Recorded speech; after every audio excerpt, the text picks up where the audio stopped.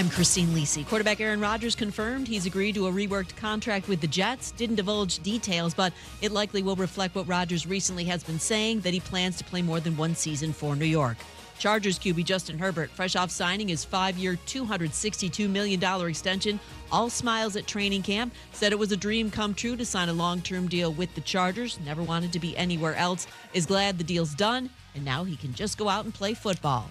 ESPN NFL analyst Herm Edwards. Obviously, the Chargers felt like this is their guy for the next 10 years. And so when that's the case at the quarterback position, you pay the guy.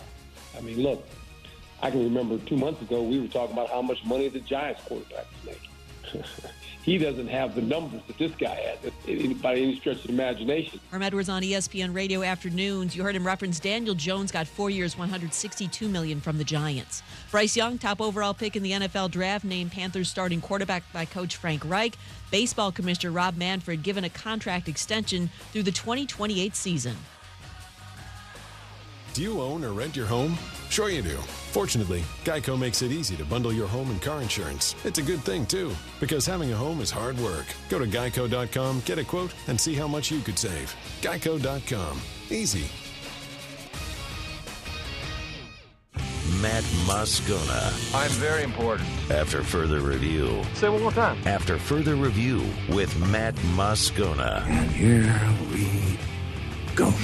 Live from the Mercedes-Benz of Baton Rouge Studios. Let's ride.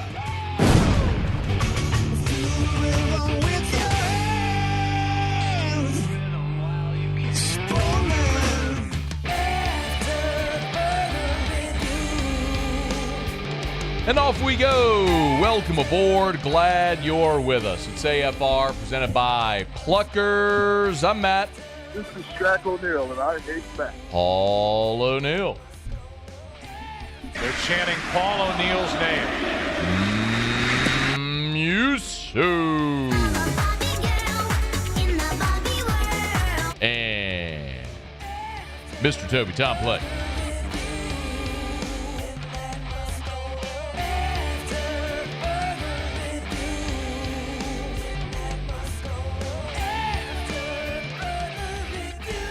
All right, we're here. Glad you are as well. Get out there and make it a good one. Oh, by the way, it's a hump day.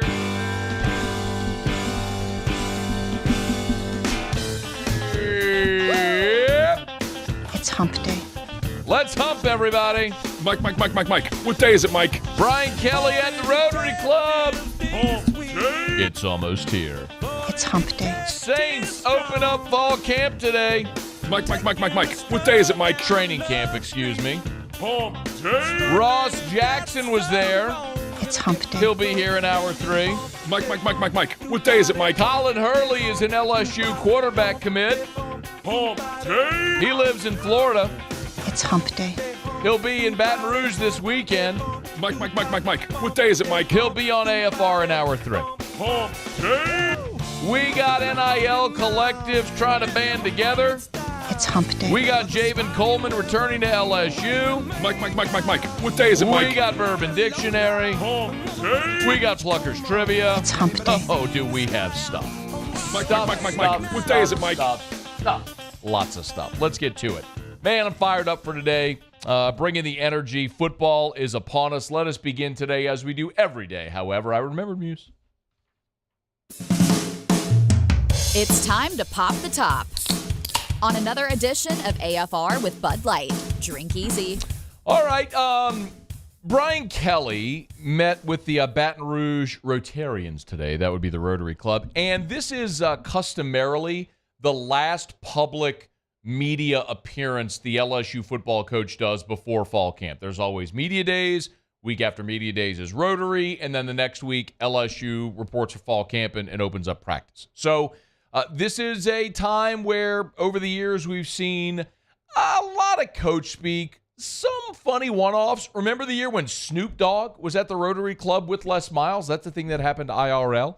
Today, Brian Kelly, though, took the podium and meeting with the Rotary Club and fielding questions, did talk about wrapping up the summer. And most importantly, I think, a big contrast from year one is and I don't want to say a contrast necessarily. That's not the right way to say it. The way to say it when we're talking about culture is it was the thing that Brian Kelly came in here trying to instill year one. Remember whenever we first met with Brian Kelly and he was telling us about how every player had these little cards, accountability cards they had to fill out.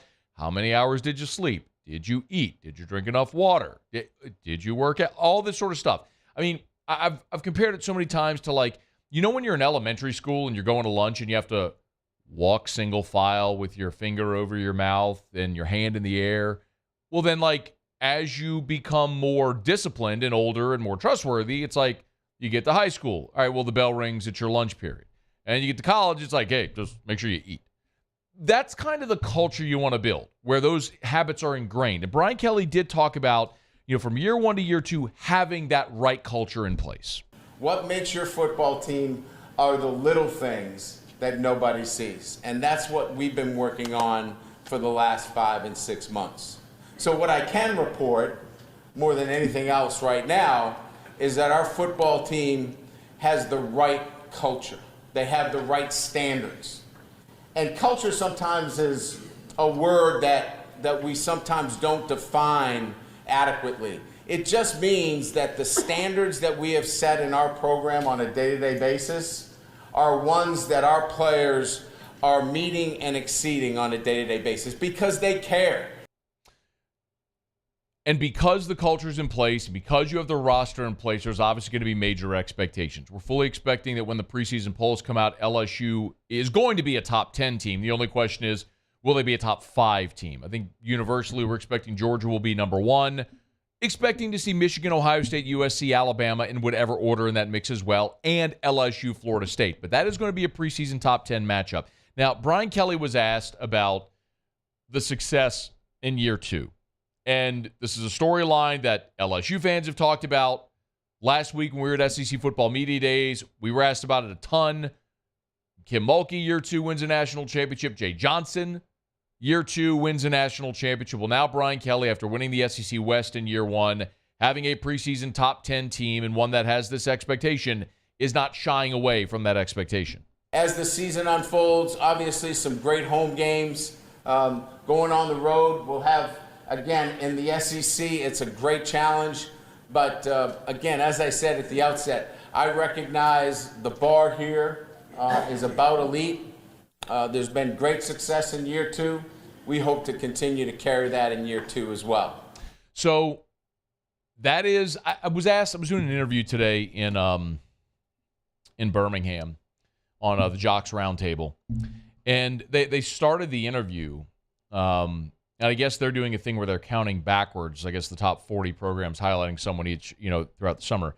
And as I started, kind of came on cold, they were asking me if LSU, picked to be 5th sounded about right, higher or lower. And I said, I'm sorry, do you mean 5th in the SEC or 5th in the West? I mean, that's what I thought we were talking about was the SEC. And they said, oh, no, nationally.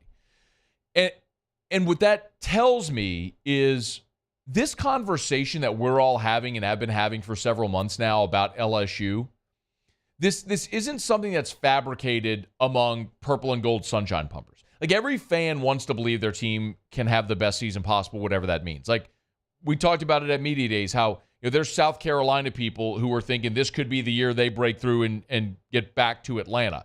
There's Arkansas people who think that because KJ Jefferson's back, this could be a 10-win season for the Hawks. That's not realistic. But when you start to look outside of your bubble and other people are having that same conversation, that independent third-party validation matters. And that's where this LSU team is. They are a team, again, it's not to say that they will achieve those heights. It's not to say LSU will win the West again and will win the SEC and will win a national championship. It's merely to say that they can. Like, that is a realistic possibility this year. Last season, that wasn't realistic. You were a team that was put together with bubblegum and duct tape via the portal as Brian Kelly inherited a terrible situation and achieved great things considering. I mean, when you pull back and look at a season ago, you can look at a blowout loss at home against Tennessee, an embarrassing loss when you played so poorly in the opener against Florida State, an embarrassing loss to a then 4-win Texas A&M team. There are things in that season that you can look at and say, man, that was really not good. But there were also superlatives a season ago. Winning 10 games, beating Alabama, going to the SEC championship. So when you look at it, a year ago, that LSU team achieved basically its ceiling with that group. This team has a much higher ceiling, and I think everyone agrees with that. One more from Brian Kelly. He did talk about, and he highlighted a couple of guys here who we've talked about a lot, but one of the biggest differences from year one to year two for him are going to be the guys that he is expecting to progress from last year to this year. More than anything else, you're going to see some guys that were on the roster last year take a step up. I think you're going to see, Brian Thomas take a step up. I think you're going to see, we didn't see anything from Mason last year. Mason Smith is now going to get a chance to play. I think you're going to see some guys that you know about that are going to really make impacts. For what it's worth, and this will surprise you, Brian Thomas, I think we saw Brian Thomas come in as a freshman and play immediately. And so I think in our minds, we've just assumed Brian Thomas made this year one to year two progression. And that really didn't happen. Brian Thomas statistically, year one to year two was almost identical. As a freshman, he had 28 catches. As a sophomore, 31. His freshman receiving yardage was 359 yards. His sophomore receiving yardage was 361. He was literally separated by 2 yards receiving year one to year two. His yards per catch average was 12.8 as a freshman, 11.6 as a sophomore. So, he had almost an identical year production-wise, year one to year two. We are all anticipating that Brian Thomas makes that explosive jump in year three now, with Malik Neighbors as the number one and Brian Thomas as the number two. Thomas is interesting. Which of the running backs makes that progression? We saw Mason Taylor a year ago have a fantastic freshman season, and he was such a key part of that LSU offense. His emergence was such a key part of that offense. And he was the third leading receiver with 38 catches for 414. Can he jump up over 50 receptions this year and get that 600-700 yards receiving? That's just the offensive guys. You heard Brian Kelly talk about Mason Smith, who we're all expecting to take a big leap. Remember, as much as we talked about Harold Perkins didn't really become a key component defensively till after the Tennessee game.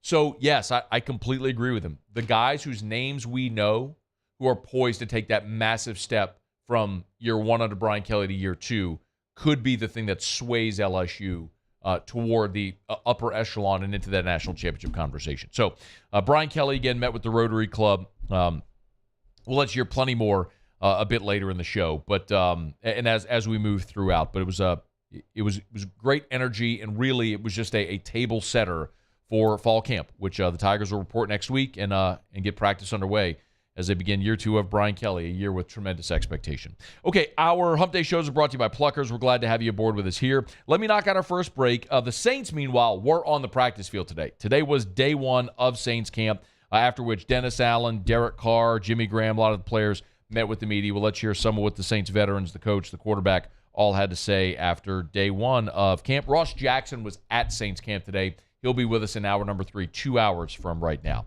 Stick around here. It's AFR. AFR. Get Gordon and get it done. It's Gordon McKernan Injury Attorneys. Go to getgordon.com. That's getgordon.com. You know what to do if you've been injured in an accident and it's not your fault. Get Gordon and get it done. Do what injured people in our state have done for more than 30 years. And, of course, we've continued to tell you so many times throughout the weeks and the months about how Gordon McKernan Injury Attorneys continues to give back. And Gordon has said it so many times. He's been blessed in his professional life and in his career that he's been able to give back in so many ways. And Gordon Gives is the charitable arm where they've been able to give away bikes around Christmas and laptops around graduation. Well, how about a fun giveaway? Like G's Getaway Giveaway. You can win one of 7 vacations valued at more than $2,000. It's easy, no catch. Just go to the website, GordonGives.com, fill out the registration form. GordonGives.com for Gordon McKernan Injury Attorneys. If you've been injured, you know what to do. Call 888-8888. Get Gordon and get it done. Follow us on Twitter at 1045ESPN to cast your vote in the Citizens Bank and Trust Poll of the Day. Vote daily inside Off the Bench, live at lunch on Palmer. And after further review, Citizens Bank and Trust brings you the Poll of the Day via Twitter at 1045ESPN. Bayou Ford has $8,000 off MSRP, plus 1.9% financing on new 23 Ford F-150 XLT trucks, along with Bayou Ford's 1 million mile warranty. The crew at Bayou Ford is going to do right by you. Rev Business started small in 1935. We built our reputation by providing hometown service with Louisiana hustle. For nearly 90 years, we've expanded across our great state, through the swamps and across the Mississippi, bringing fiber optics from the capital to the North Shore and down the bayou to the coast, all to connect your business with the world. Rev is about big business technology with small business personal service, powerful solutions, unmatched local service. Rev Business.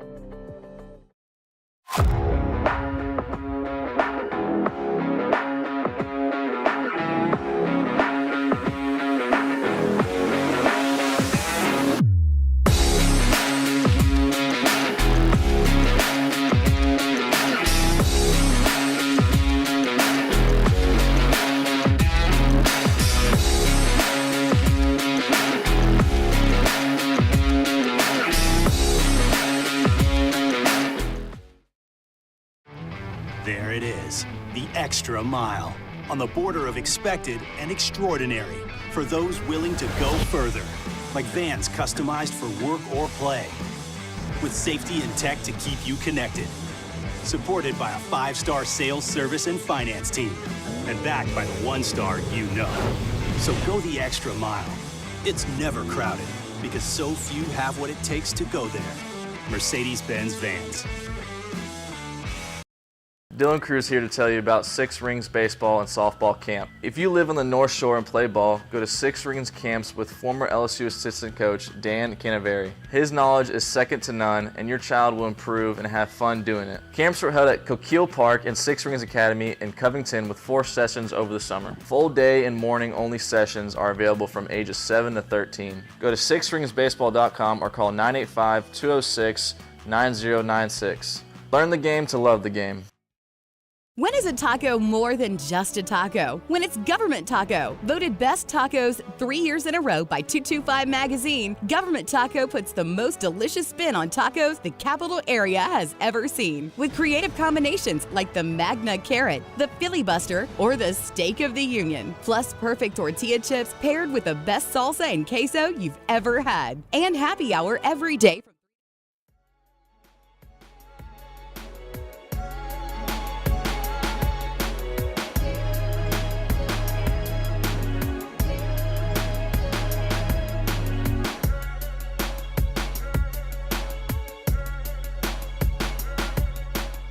After further review with Matt Moscona, presented by Plucker's Wing Bar, open till midnight or later every night of the week, where every Monday is all-you-can-eat wings. Plucker's Wing Bar. If you don't like our wings, we'll give you the bird. Thought a solid first day. Obviously, we got a lot of things that we've got to improve on, a lot of things we have to get better at. But I thought for a first day, it was a solid first day. We 90 guys, and all of them, with the exception of Anthony Johnson, was limited, so I thought it was a good start. Yeah, Anthony Johnson will start on PUP. That's the only Saints player of the 90 not available for the first day of training camp. So I don't know that you could hope for much more than to have everybody available. That was Dennis Allen here as the Saints opened up training camp on Tuesday, on Wednesday, the first practice of 2023 training camp, first practice of year 2 under Dennis Allen, who you just heard from right there. There's a couple of things that I want to get to that were big takeaways, but I want to let you hear from a lot of the veteran guys who took their turns today. One more, though, from Dennis Allen, who was asked kind of like, all right, early in camp, especially before you put the pads on, what are you looking to accomplish? The first thing you want to do is you want to get out here and see how much retention there is from what we were able to get accomplished in the spring. And I thought overall, it was solid in that area today. A lot of this is kind of the ramp up period, making sure that we're getting guys really in good that they're really in good shape for the time that we put the pads on and we really start, really practicing. So today was an hour and a half, tomorrow's an hour 45, and we get into a couple hour practices. So it's not until next week that we, really get into the, kind of the grind of training camp. So just to be very clear, and I thought DA did a great job explaining it there. Hour and a half today, hour 45 tomorrow. It's a ramp up. It's a gradual ramp up. And then when you get into pads is when things get serious. Because until you get into pads, you can't even really observe the linemen other than just how they're lining up. Like, for example, one of the things today that I did think was significant is the fact that James Hurst and Trevor Penning were rotating with first-team reps at left tackle. For me, that is as big a storyline, position battle, you name it, however you want to phrase it, when people do their lists, positions to watch, camp battles, however you want to phrase it. For me, there's none bigger than left tackle. We all know in football, the four most important positions are quarterback, and then the three positions that affect the quarterback: left tackle, edge rusher, cornerback, right? That's why those four positions are always the ones that are drafted first overall, that get the biggest contracts. It's quarterback, left tackle, edge rusher, cornerback. Well, your quarterback is set. You got a bunch of guys vying for reps on the outside. Cornerback, I think, might be the deepest position on the team, but left tackle is the spot. You've got a veteran guy in James Hurst who's a solid player, but as we've talked about, he's not a franchise left tackle. And the guy you drafted last year to be that essentially punted his rookie year because he got injured in training camp. Played only 6 games, is like the tackle eligible. Number 70 is reporting eligible. Number 70. I mean, that's basically all Trevor Penning did at the end of last year. So, yes, I think that is massively significant. We'll start to get answers on that really whenever they put the pads on and then they start playing preseason games. But up until then, so much of it is timing and conditioning and all of that stuff. Meanwhile, Derek Carr laid out what his goals are for this first training camp with the New Orleans Saints. I just want to compete now. I feel it's not a new language now. It's my language. It's our language. And so, we're here to compete. We're here to beat the defense every day. Until we get to play somebody else, and if, hopefully they don't get us, but if they do, we come back the next day and we get them again. So just that mentality to not stop is really, I would say, probably the main goal for all of us as an offense and reps together. The more reps that we can get with everybody in that huddle, the better I think that we could be. I think, obviously, watching Derek Carr develop who his favorite targets will be is going to be something interesting watching in this camp as well. I think there is a general assumption. I might be wrong on this, and maybe you disagree, and if you do, let me know. I think there's a general assumption that Michael Thomas is going to come and be the number one receiver, and Olave is kind of like the Robin to Michael Thomas's Batman. I'm not so sure that I believe that. For all the reasons we've talked about for weeks and months now, actually 3 years now with Michael Thomas. Chris Olave is the guy who had a 1,000-yard season as a rookie that I am anticipating is going to take a gigantic leap in year 2.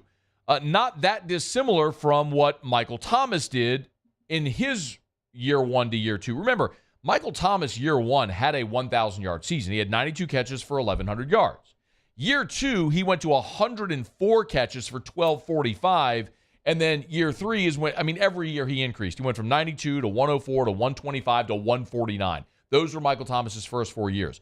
I would hope you see something similar. I'm not saying that Chris Olave is going to be the NFL Offensive Player of the Year. Don't misunderstand me. I'm just saying that he's going to be your leading receiver because I think he's got that ability. He's got the blow the top off the defense ability, but he's also got the opportunity to go over the middle and make tough catches. So I think watching the development, the timing with Carr and Olave is going to be really interesting. And Carr even spoke about his connection with Chris Olave earlier today. At first it was like, hey, I see it this way, you see it this way, let's do it like this. And, that was OTAs. And, then we put some work in Vegas together. And now it just feels like he's my wideout and I'm his quarterback, and we're just playing football now. And, of course, there's always going to be things like, hey, I thought it was this, or maybe do it like that. And there'll be a little stuff like that, but it's not every play. It's not every route. We're just playing football now. It's why the first part of that, I want to play that again. It's why sometimes when people poo-poo OTAs in minicamp, it's why I always take time to focus. Listen to the first part of this again. Play that again. At first it was like, hey, I see it this way, you see it this way, let's do it like this. And, that was OTAs. And, then we put some work in Vegas together. And now it just feels like he's my wideout and I'm his quarterback. Boom. That's it. That's the benefit of the offseason program. That's it. It's so when you get to camp, you're not learning how to crawl, then walk, then run. When you get to camp, you're already running. Now you're just setting your pace. That's the benefit of a productive offseason program. And it sounds like those guys made the most of it. I want to let you hear from some of the defensive guys in a second, but real quick, one of the other big stories, of course, is Trey Turner coming back to New Orleans. From New Orleans, went to St. Aug. We know played at LSU, was an awesome interior lineman, drafted by Carolina, made 5 Pro Bowls, but now this is his 5th team in the last 5 seasons. He went from Carolina, traded to the Chargers, 1 year in Pittsburgh, last year in Washington, now he's with the Saints. 5 years, 5 different teams.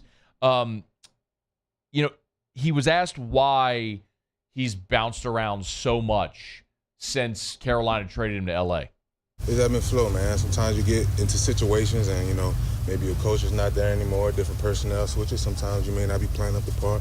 Whatever the case is, man, it's ebb and flows of the game. But, I continue to get a job, so I must be doing something right. There's truth to both of that, right? If people are teams continuing to sign him because of the allure of what he once was, or can he still play?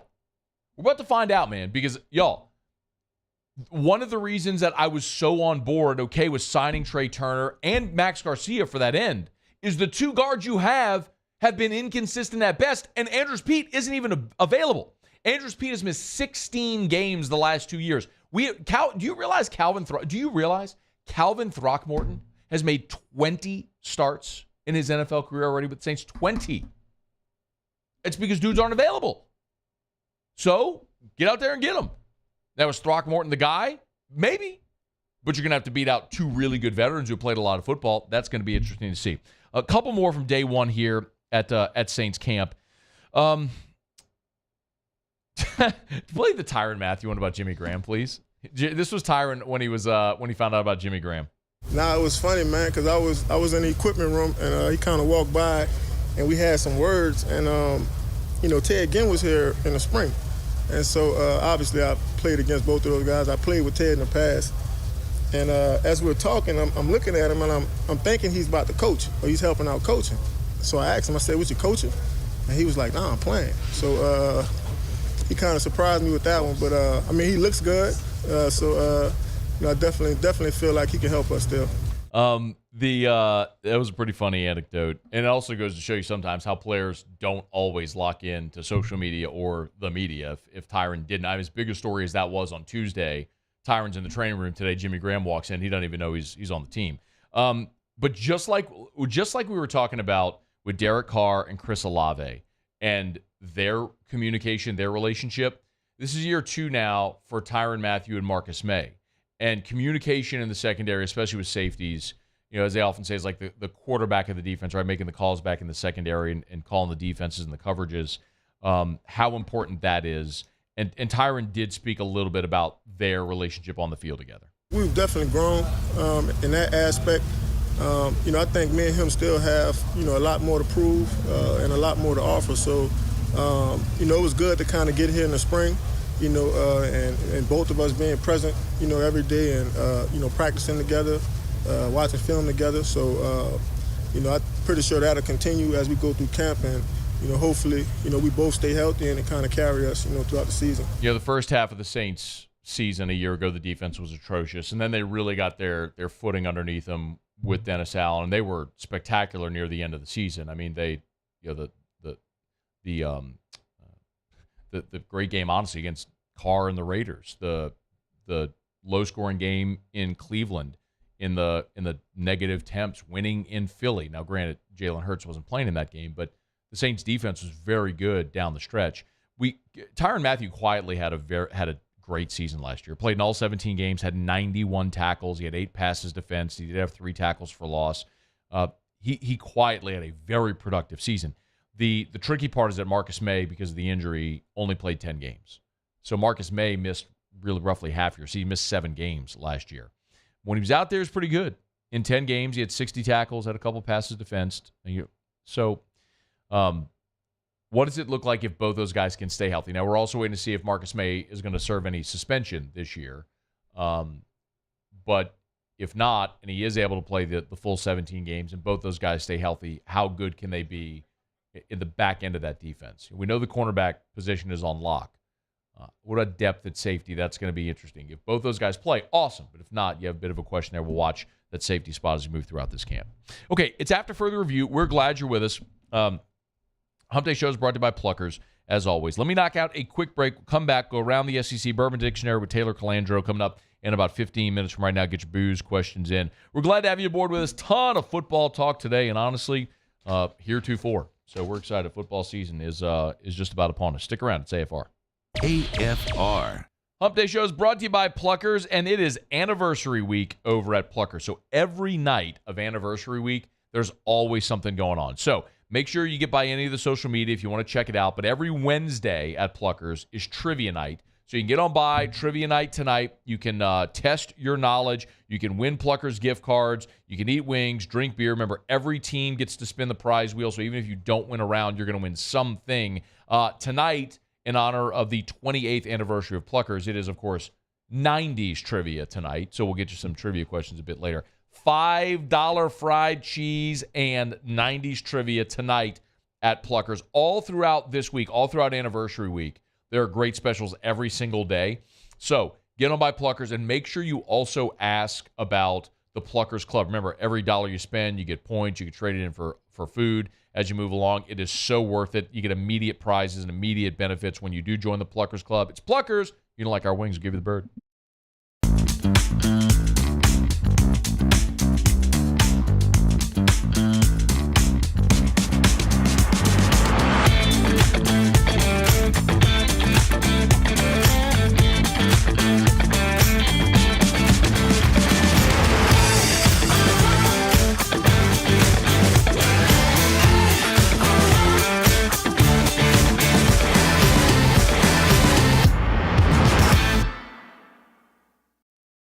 Hi, I'm Brandon Landry, founder and CEO of Walker. Hi, my name is Dr. Craig Green. This is Ryan Terrio with HUDCORoofing.com. Hey, it's Matt Moscona. No matter how big your commercial roofing job, HUDCO can help. My patients come to me because they trust that I can get the job done at a high level. Ryan Terrio and Richard Tilley have the same level of trust when it comes to roofing. If you have a roofing issue, call HUDCO Roofing. Give us a call, 364-1007, and we'll come to your house and give you a free inspection. The Windsor Senior Living Community in Mandeville, Louisiana is a beautiful, vibrant apartment community geared towards seniors. They are nestled right in the heart of Mandeville, where seniors live a more carefree lifestyle in spacious apartments with the peace of mind that comes from having a little extra help. Call the Windsor at 985-624-8040 to schedule a lunch and tour. Come see how the Windsor can be your passport to peace of mind.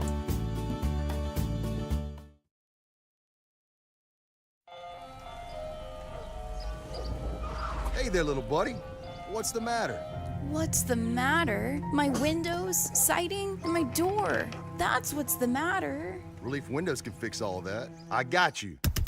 Pop, pop. What's up? Oh my gosh, look! Curb appeal. That's a good-looking neighborhood. ReliefWindows.com. Gulf Coast Office Products is a nationally recognized Savin office equipment dealer based right here in Louisiana. Over 100 employees strong, Gulf Coast has the boots on the ground to support all vertical markets, from education, engineering, legal, and finance. With the latest in office technology, from desktop to production segment units, Gulf Coast and Savin have the perfect fit for you. Call 225-756-2644. That's 756-2644 for Gulf Coast Office Products. I've been doing business with Luba for 25 years. They're dependable, trustworthy. It's just the attention to detail with our clients. Our folks have years and years of experience. They're highly trained professionals, but many companies have that asset. What I'd like to think makes Luba a bit different is that we use those talents in a way.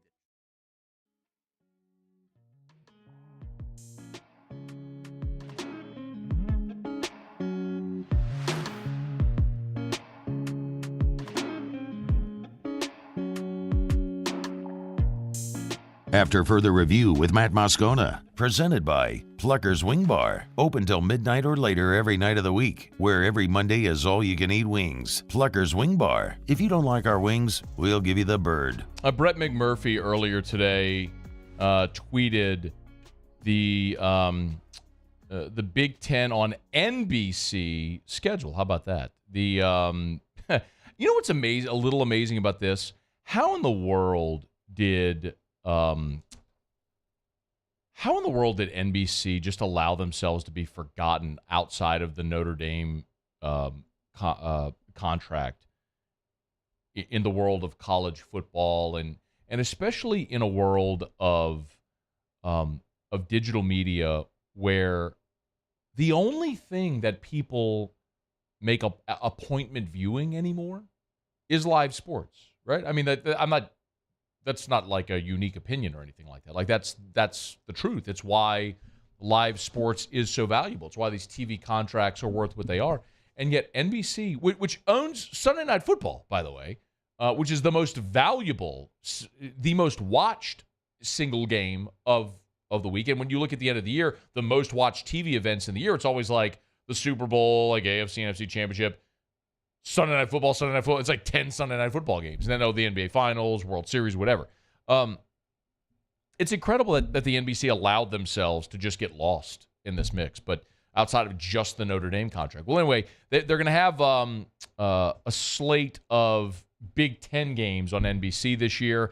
I don't know that there's much of this that really jumps out at you. Maryland at Michigan on September 23rd to open their slate. I think Iowa, Wisconsin could be interesting just because those two teams are going to be vying for the Big Ten West title, and that could be consequential. Ohio State at Wisconsin, I think, is certainly big. Michigan State is a rivalry game. So you have some on there that I think are going to be impactful. Nebraska at Wisconsin could be impactful depending on what happens there with Matt Rule year one. But anyway, you're going to just more than anything is just to tell you, be accustomed to seeing Big Ten football on NBC this year because the NBC Big Ten contract begins. So you'll have games every week starting September 23rd on NBC in addition to NBC's Notre Dame contract. Okay. It's After Further Review brought to you by Michelli Weighing and Measurement, Michelli.com, Michelli.com. 31 different offices across 11 different states. I always tell you to go check out the website over at Michelli. It's such a great resource, Michelli.com. And so many people know about Michelli, and so many people who work in different industries. If it's agriculture, if it's if it's petrochemical industry, so many people know aerospace aggregates, the chemical and petrochemical industry. So many people know about Michelli because of their scales, because they're our nation's largest distributor of scales. But most people will go and check out the website and say, "Oh, I didn't realize you did that." Check it out. Request a quote. If you need your equipment calibrated, they can do it on site. Their mobile calibration labs are available. You can ship it to them. They come by and pick it up. It's Michelli Weighing and Measurement. Michelli.com. Michelli.com for 76 years. Michelli Weighing and Measurement. Michelli.com. Okay, Taylor Calandro, Bourbon Dictionary in about 7 minutes. Right now, we do it every day about this time. Let's go around the SEC. Around the SEC, presented by Gulf Coast Office Products, excellence in imaging solutions. The Alabama Crimson Tide. So Alabama football is quarterback competition. We know that. Vegas is taking a stab at who's going to win the job. You got three players there with Ty Simpson, Tyler Buckner, and Jalen Milroe battling it out. Bet Online has put out their latest odds, and they have Ty Simpson as the betting favorite to win the job at plus 105. Tyler Buckner, the Notre Dame transfer, right behind him at plus 140. And Jalen Milroe, who started behind Bryce Young a year ago and actually started that game at Texas A&M when Bryce Young was injured, at a distant third at plus 300. The South Carolina Gamecocks. Freshman Cameron Sandlin will begin his college career at running back there under Shane Beamer. So Sandlin played quarterback in high school, but he's listed as a tight end on South Carolina's roster. But at 6'3", 220 pounds, he's going to be a really big tailback. Marshawn Lloyd, Jaheim Bell, Christian Beal-Smith from last year, all gone. The only remaining running back from last year is junior Juju McDowell. So Carolina need a running back. It's got a big one there. Gamecocks begin practice August 4th. The Florida Gators. Florida announced the enrollment of edge rusher and JUCO transfer Quincy Ivory. So he's the 83rd player, scholarship player on Florida's roster, 6'4", 250. After his JUCO season, he had transfer offers from Fresno State, Akron, San Jose State, Bowling Green, UNLV, South Florida. You get it, small schools. The Kentucky Wildcats. Rico Crowder Jr. Tweeted earlier today that he's committed to Kentucky. He's from the state of Kentucky. He's played college ball at Glasgow High. He's a 6'4" wide receiver and defensive back. He doesn't even have a recruiting profile. So go find you that diamond in the rough, Mark Stoops. All right, there you have it. That's around the SEC. Presented by Gulf Coast Office Products. Shout out to our guy Trey Beal and our friends at Gulf Coast Office Products. Baton Rouge, New Orleans, North Shore, Lafayette. And they service all of the Gulf region, but that's where their offices are and their warehouses are. So they can get to you same day, worst case scenario, the next day by 10 a.m. It's Gulf Coast Office Products. Official office equipment provider of the LSU Tigers, New Orleans Saints, New Orleans Pelicans, and the ULL Ragin' Cajuns. Hey, we're going to be in Lafayette tomorrow. I'm excited about it. Been telling you, of course, we launched on our Lafayette and Lake Charles affiliates earlier, earlier this month. No, late May. So it's been about a month now. But Delta Media, our great partners there, to all of you listening on ESPN 103.7 Lafayette, 104.1 Lake Charles, they're having their launch party for the station tomorrow.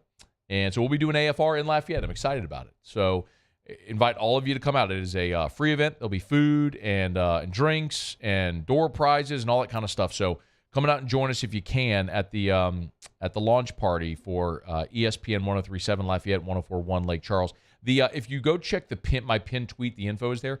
It says 5 to 8, but it's actually, because we're doing AFR there, if you want to come early, they'll open the doors at 4 o'clock. So if you want to come join us starting at 4 o'clock in Lafayette. 520 Rue Jefferson in downtown Lafayette is the address. So we'll look forward to seeing a lot of y'all there. Okay, let me knock out our final break here of hour number 1. Taylor Calandro will join us to do a little Bourbon Dictionary. Looking forward to that. And coming up after the top of the hour, everybody does their Saints roster prediction. I want to actually take a little bit of a different twist. I'm not like predicting roster spots or who's going to make it because there's just a lot of unknown. But what I would like to do is look at who are absolute locks to make the roster. Like they are on the roster, period, no question. And with that being the case, how many spots are open this training camp? I did this exercise earlier today. The thing that stood out to me is there are way more roster spots open on this Saints team than I would have assumed. So we're going to get to that here in about 17 minutes from right now. When we come back, do a little Bourbon Dictionary. Taylor Calandro joins us. Stick around. AFR.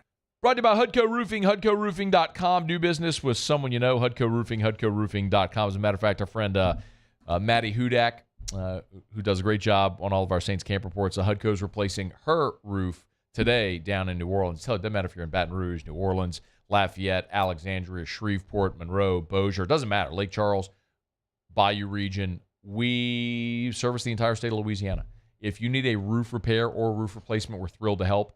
There was obviously terrible hail in West Baton Rouge a couple of weeks ago, but man, we're getting calls from Zachary, from down the bayou, from the river region, New Orleans, Lafayette. People have said, hey man, had hail, called the insurance adjuster, they came out, I got my insurance paperwork done, I'm ready for a new roof. If that's you, give us a shout. We got materials. All you got to do is pick out your shingle color. Pick out your shingle color, and boom, we can get you on the schedule and have you knocked out within a week. Hudco Roofing. Do business with someone you know. not just residential, but commercial jobs as well. It's HUDCO Roofing and HUDCOroofing.com. Bayou Chrysler Dodge Jeep Ram has $10,500 off MSRP on all new 23 Ram 1500 Laramie trucks in stock. All with Bayou's 1 million mile warranty. The crew at Bayou Automotive is going to do right by you. Electricity is all around us, and our families depend on it. Every day is sparked by the power of a cold drink or a warm meal, a movie night, and a comforting light at the end of a dark hallway. From sunrise to sunset, playtime to bedtime, our team is ready to take care of your electrical needs. Even in the case of an after-hours emergency, the light in your life shines brighter with Mr. Electric.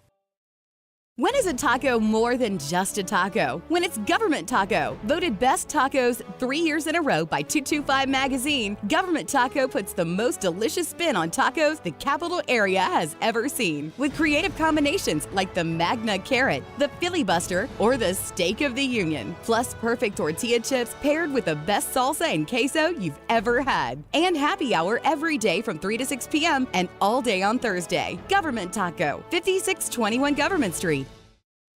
Gulf Coast Bank and Trust is giving our customers the power to bank anywhere, anytime during this challenging event. And we're right there with you. Our mobile banking app is a smart way to manage your money and time. Gulf Coast Bank and Trust, the bank that cares about you. Make this summer your backyard party year with Chris's Specialty Foods. Wings, burgers, brisket, steak, and boudin, plus great Cajun side dishes. We do all the prep, and you enjoy laughing with friends and family. Chris's Specialty Foods, Millerville, New Orleans, Prairieville, and Frisco. Everybody loves Chris's authentic Cajun meat.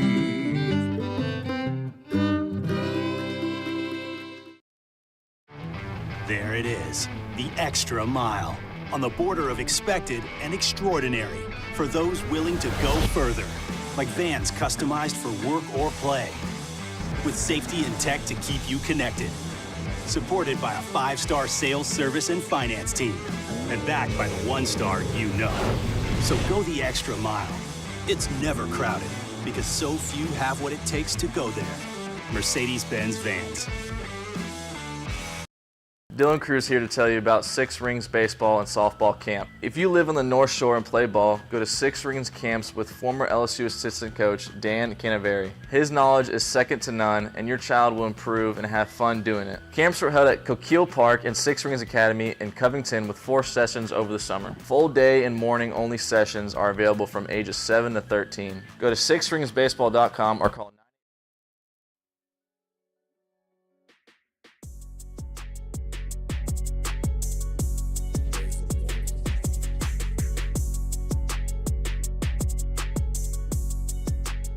After further review with Matt Moscona, presented by Plucker's Wing Bar, open till midnight or later every night of the week, where every Monday is all-you-can-eat wings. Plucker's Wing Bar. If you don't like our wings, we'll give you the bird.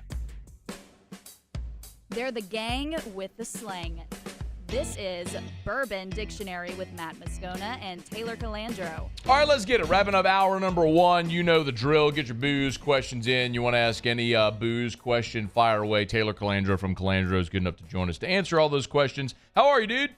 I'm well, Matt. How are you? I'm doing fantastic. I had a great time in Nashville last week, and as the work day wraps up, generally everybody media days goes out, and we were in downtown Nashville. And there's so many different places, and one of the things that struck me is everywhere I went was how much Tennessee whiskey is available for sale there. Because most of us, obviously, Taylor, we assume bourbon is obviously largely a Kentucky product, but outside of Jack Daniels, there's a ton of Tennessee whiskey. Are there any that you know of or like or that you all move a good amount of? Man, I mean, Dickel is another huge Tennessee distillery. I'm sure you saw Dickel everywhere. Yeah. And we sell a good bit of Dickel too, and Jack. I mean, obviously. And if you see like some of the Jack special releases, they're very hard to find. But any of them that you see, I'd suggest picking them up because they're all really good. And Dickel has some really good offerings too, and older offerings as well. When did that happen with Jack Daniels? Obviously, Old Number 7 is like it's the number one selling whiskey in the world, right? They've just done they've done an awesome job branding it. People use it for mixers, and it's what it is. But their special releases have been spectacular. I mean, their 10 year is great. I got a Coy Hill a couple of years ago. They're a gold label. Like every special release Jack Daniels that I've ever gotten has been awesome, which is a little surprising because I don't think you think of Jack Daniels as a premium product. Yeah, I mean, well, it's been the last few years, and I mean, I guess they started doing this 4 or 5 years ago. They've been doing little things throughout the years, but these annual special releases, I think they've done 4 or 5 of them. It's funny you say that because I'm looking at my bar at home, and my dad's office, he has 1 million sample bottles of everything, but the only sample bottles I have in my house are Jack Daniel's Coy Hill, and I have like 4 or 5 of them. It's one of my favorite whiskeys of all time. I have that and Black Maple Hill at non-age stated in sample bottles. It's the only samples I have on my bar. Yeah. So. Very cool. Hey, so what's new? You know, it's funny you were talking about Tennessee distilleries. I met the master distiller of Ben Holiday Distillery, which is a Missouri distillery today. Ben, B-I-N? B-E-N Holiday, H-O-L-L-A-D-A-Y. Ben Holiday. It's just a really old distillery in Missouri that they've revived, and I met the master distiller today. Like, everything that they do is out of Missouri.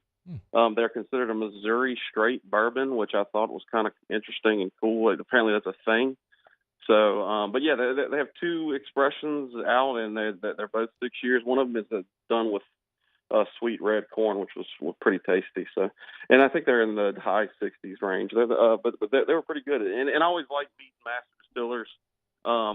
They're the most interesting people in the whole industry. So I'm looking at the website right here. Both of their expressions are bottled in bond, which you've talked about before. It's 100 proof. It's got certain mash bills, things that have to be like sort of government regulated, right, to be bottled in bond. Yeah. And they have to keep track of the grain, and it's got to come from that state, and yada yada yada, on and so forth. There's just a couple extra stipulations on top of it being a regular bourbon, but this is actually a Missouri straight bourbon. They told me they got the law change in 2019. So. One is one is a straight bourbon whiskey. The other says that it's soft red wheat. So is that you said corn? Is that a red I'm sorry, corn? I meant red wheat. I said corn. I meant red wheat. Well, the reason I asked for the clarification is because there's a distillery, I think it's South Carolina, Highwire, that has one, and they talk about like the Johnny Red Corn or whatever, and it's one of the biggest scams that they're one of the things that I hate about whiskey. It's like their bottle's $100 and the product isn't good, but they sell you the story about their red Johnny Red Corn or whatever it's called. It's crap. Well, and still Austin is doing a corn series too. The deal with the Johnny Red Corn is it's very hard to grow. And yes, it is gimmicky, but it does produce a better flavor. And I'm not necessarily talking up the high wire, but the still Austin stuff that I've had is pretty tasty.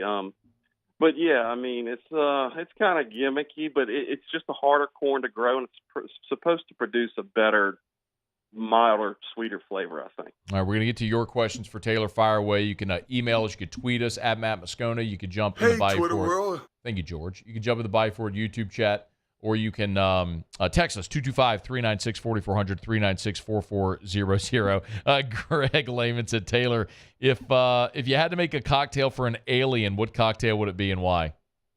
Oh, man, it would have to be something like with absinthe, I would assume. Just one of the most nasty cocktails I could think of. Yeah, something with absinthe. I hate absinthe. And I have a feeling like aliens like absinthe. I saw that on Twitter earlier today. Did you see that? Apparently some guy at a congressional hearing acknowledged that the government is in possession of, like, alien bodies. Some guy testified to that? Oh, you didn't hear this today? No, I don't pay attention to that kind of stuff. When I should go look. Me either, but it popped up on my Twitter feed because it was trending. And so there was a guy at a congressional hearing today, or some hearing today, that acknowledged that the government is in possession of UFOs, which is the unidentified flying object, like some spacecraft. And then also, I think the way he actually said it was like a non-human organism, I think is what he said. a biologically non-human organism. So, yeah, I mean, Such a broad thing, though. Now, I agree with that. And so people have taken it as we've got alien bodies, like straight out of A UFO is an Independence Day. unidentified flying object. It could be literally anything. It doesn't have to be an alien. No, correct.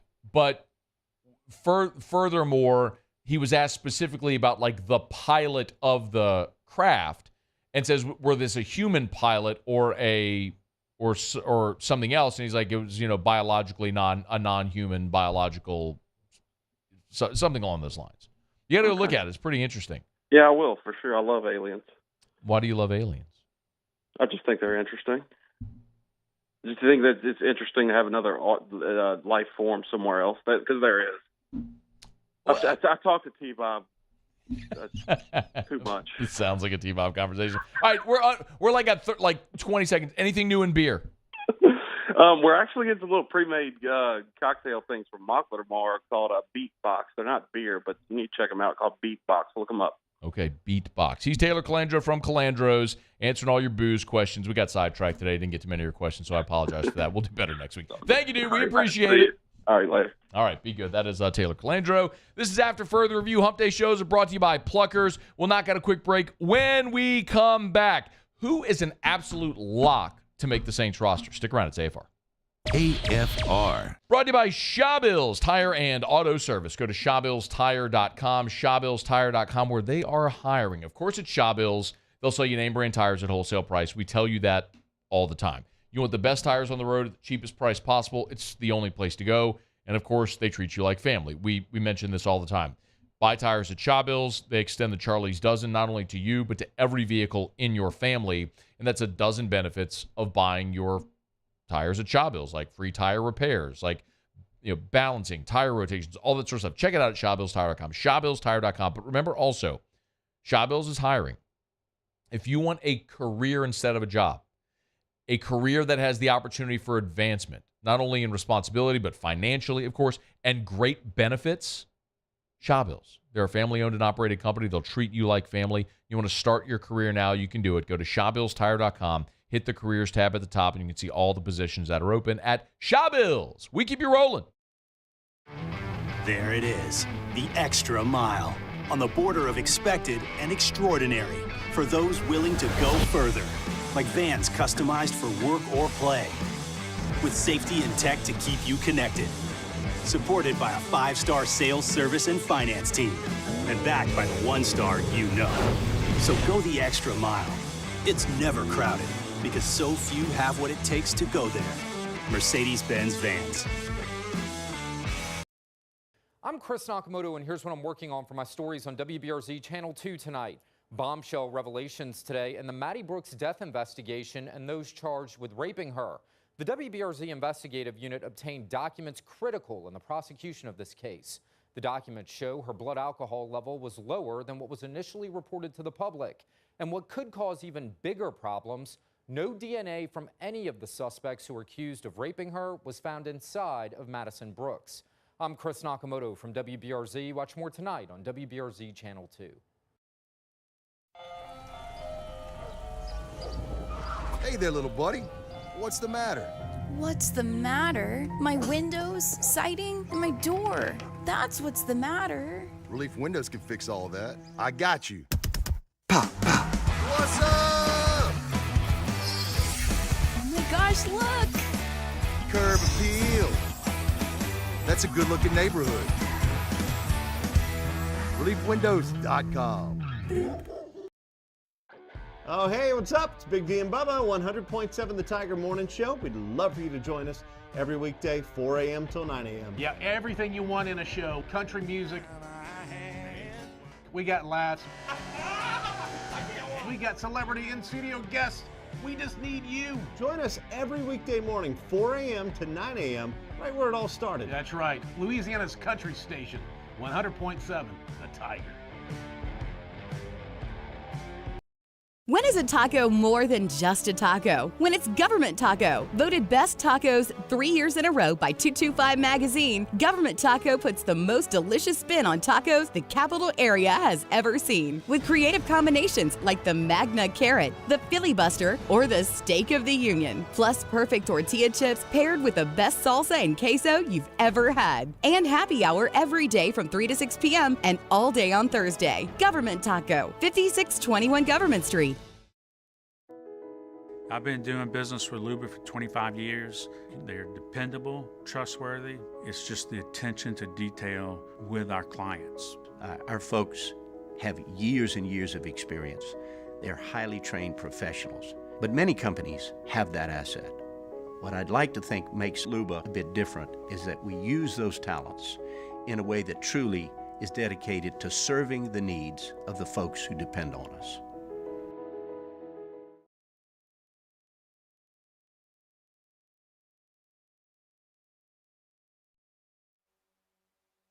This is SportsCenter.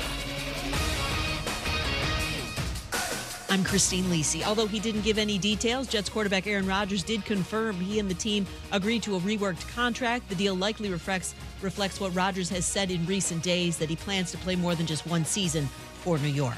Panthers coach Frank Reich named Bryce Young the top overall pick in the draft, their starting quarterback, and he is indeed ready to take the reins, says ESPN's Sam Acho. You talk about that calmness, that collectedness that he possesses and presents in the pocket. He presents that same type of personality outside of the pocket. This dude was made to lead and born to lead, and you see it on the football field with his teammates and his play, then you see it as he deals with his teammates.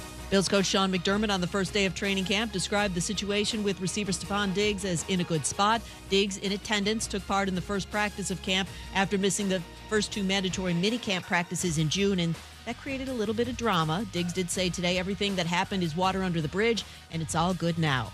Baseball Commissioner Rob Manfred given a contract extension through the 2028 season. Think O'Reilly Auto Parts for all your car care needs. They're close, convenient, and have the parts you need fast, along with excellent customer service from professional parts people you can trust. Stop by your local O'Reilly Auto Parts today or visit O'ReillyAuto.com. Matt Moscona. I'm very important. After further review. Say it one more time. After further review with Matt Moscona. And here we go. Live from the Mercedes-Benz of Baton Rouge Studios. Let's ride!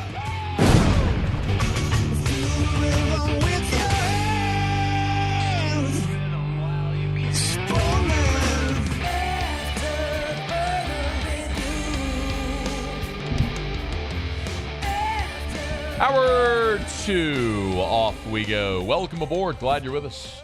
It's AFR presented by Pluckers. I'm Matt.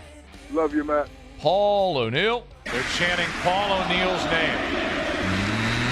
Yusu.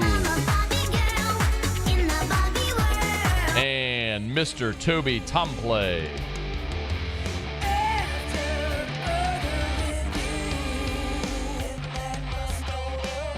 All right, we're here. Glad you are as well. Get out there, make it a good one. Ross Jackson next hour. Also, LSU quarterback commit Colin Hurley next hour. So we got a ton of football. I'm glad you're here. Wednesday was day one of Saints training camp, after which Dennis Allen made a comment. Can you play number 7, please, Muse? Dennis Allen made this comment about veteran players trying to make this roster. With all of these older veteran players, I don't have to see it every day, but at some point I got to see it, So yeah, look, there's going to be a point here in training camp preseason where all these veteran guys, have to be able to show that they can still do it and do it at a high level. That was really interesting to me, in particular because of something Dennis Allen said on the eve of training camp. And who he's talking about there are guys like Jimmy Graham, 36-year-old Jimmy Graham, who didn't play last year. Trey Turner, who's now with his 5th team in as many years, but has made 5 Pro Bowls. Max Garcia, who's played 8 years and is part of a Super Bowl team in Denver, but has to earn a roster spot. And I started thinking not only about the free agents they signed, James Washington, Brian Edwards. But a lot of guys on this team, some young veterans, some older veterans, but still have to earn their spot. Andrus Peat, James Hurst. I mean, these are real questions about some of these guys, if they're going to make this team. And I think sometimes we always, I guess you can't say sometimes, always. Sometimes we just default to draft picks and assume that they're going to make the team.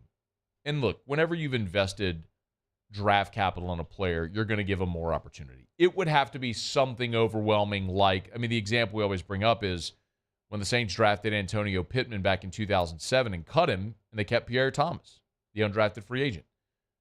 The reason we keep bringing up that example from 16 years ago is it hasn't really happened since. It's rare. I mean, Stanley Jean-Baptiste was a second-round pick who got cut in year 2. In camp in year 2. Second-round pick got cut year 2 of camp. So it happens. And when Dennis Allen said this about Peyton Turner, it got me thinking. Number one, be available. And number two, just continue to improve every day. I thought it was good to have him out there for a full offseason, and I thought he improved throughout OTAs and training camp. I'm looking for more development out of him this year. And I'm not focused on the end result. I'm focused on the process. And I just want to see him be available and then continue to get better day in and day out. I just want to see him be available. I'm not focused on the end result. I'm focused on the process. Like, that's not normally the conversation you have about a first-round draft pick. You expect your first-round picks to play immediately and be impactful. Like, let's look at what Chris Olave did a year ago. Look at what the expectation is for Brian Brzee this year. It's, hey, man, you're not just going to play. You're going to start game 1, and I need you to be a dude. Meanwhile, Peyton Turner's entering year 3. He's played a total of 13 games. Played 5 games as a rookie, 8 games last year. And it's not just health. He's been a healthy scratch at times as well. The guy just can't play. So almost anything you get out of him is land gap, which got me thinking back to the point, like, is Peyton Turner a lock to make this team? I don't think necessarily that he is. So no, this is the time of year where everybody puts out their 53-man roster projections, and everybody does it. And I don't blame them. I mean, it's interesting conversation. But I'm less interested in that because there are always guys. We could all take our best guess today at what we think is going to happen, but there's always guys in camp that surprise us and that make the roster. Every single year, there are undrafted free agents that make the roster, without exception. So who are those guys going to be?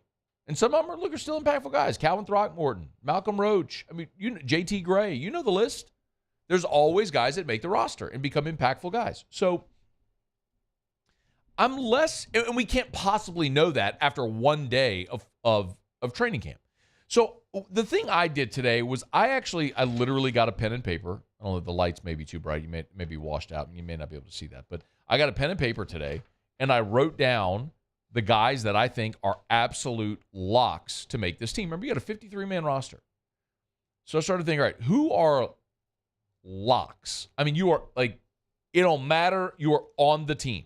Not most likely gonna make it. I mean, you are Derek Carr. You are on this team. Lock. And I was surprised at how few of them there were. I got to 34. Which, again, I'm not saying this is gospel, but that means, according to this, there's at least 19 guys we're assuming are going to make this roster that have to go prove it, which feels like a lot. Because usually you go into a camp and there's 4 or 5 spots on the fringes. And again, most of these guys there's a preponderance of a possibility that they are going to make this team. But it ain't a lock. Actually, Muse and Paulie, check me on this just to see if you agree or disagree. So open your mics. Like, this isn't anything super formal. I just want to throw the names. You just tell me if we have any disagreement. So quarterback, remember, lock to make the team. Carr and Winston, 2. Yeah, agreed. Okay, they have Jake Hayner. They used a 4th-round pick on him. If you sign him to the practice squad, there's always a chance he could get signed away, but he could also go throw up on himself, all right? I'm talking lock to make the team. All right. Running back, I think all 3. Kamara, Williams, Miller, locks. Yeah, I agree. Yes. I cannot see a scenario where those 3 guys don't make the team. They're going to keep a fullback. The only one's Adam Prentice. He's a lock to make the team. Yes. Barring injury. Receiver to me is interesting because I only have 2. Olave and Michael Thomas are the only locks to make this team. I think Rashid Shaheed will make the team, but he's not a lock. A.T. Perry, Brian Edwards, James Washington, Traquan Smith. They got a lot of bodies there, and they're going to keep 6 of them most likely, 5 or 6 receivers. But I would say the only lock, like it don't matter, you on this team are Chris Olave and Michael Thomas. I agree with that. I think Shaheed would be the only other one that I could consider. But like you said, lock, just 2. Shaheed's entering year 2. And yes, he's your returner as well. And so I agree with you there. But could you see a scenario unfold throughout camp where A.T. Perry, Brian Edwards, James Washington, they love Traquan, like all those guys make the team along with Olave, Mike Thomas, that's your 6, and Shaheed don't make it? Could you see that scenario unfolding? I could see that, especially with a guy like Traquan, who's a veteran. Yeah. I mean, like I would actually lean to him possibly being a lock too because of that reason. Oh, Traquan's not a veteran. Well, I know you. No, it's not even that. Like, he wasn't re-signed after last year. He went to free agency. He had 1 visit with Atlanta. The veteran aspect intrigues me there, though. So 2, maybe 3 if you want to throw Shaheed. But again, if there's even a discussion point, then it's not a lock. Offensive line, McCoy, Ruiz, Pete, Ramczyk, Hurst, Penning. Those 6, I think we could say, are locks. Yes? You return your entire starting 5, and then Trevor Penning was a first-round pick. Yeah. Okay.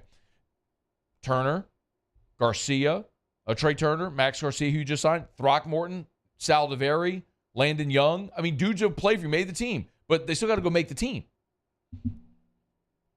Yeah, out of that group, I think, like out of the group you just named, I think Throckmorton's the one most likely. Just because of what you said earlier. I know, but what you said earlier, 20 starts, he's been your most reliable backup. I actually would consider him. I would consider him a lock. There's no way he's a lock. Okay. There's no chance he's a lock. You got to have backups. If he was a lock, they wouldn't have brought in 2 guards yesterday. So he's not. They're bringing in competition. They're saying you have to go win your spot. I'm saying you are on this team no matter what happens. Trey Turner could go ball out, and they say with Throckmorton, see ya. That could happen in camp. I'm saying lock. Understand my criteria. Not what's likely to happen. Lock. You have made this team already. Tight end, Juwan Johnson, Foster Moreau, Taysom Hill are all going to make the team. Yeah. They're locks. Jimmy Graham is not a lock. Jimmy Graham is. I agree with that. I would say that there's a greater percentage chance Jimmy Graham doesn't make this team because I don't know how you keep 4 tight ends. Yeah. I mean, you have Lucas Kroll, too. We were talking about that yesterday. And Jesse James. Yeah. So that's 17 on offense. Defense, Brzee, Shepard, and Saunders, the 2 that you signed, are locks.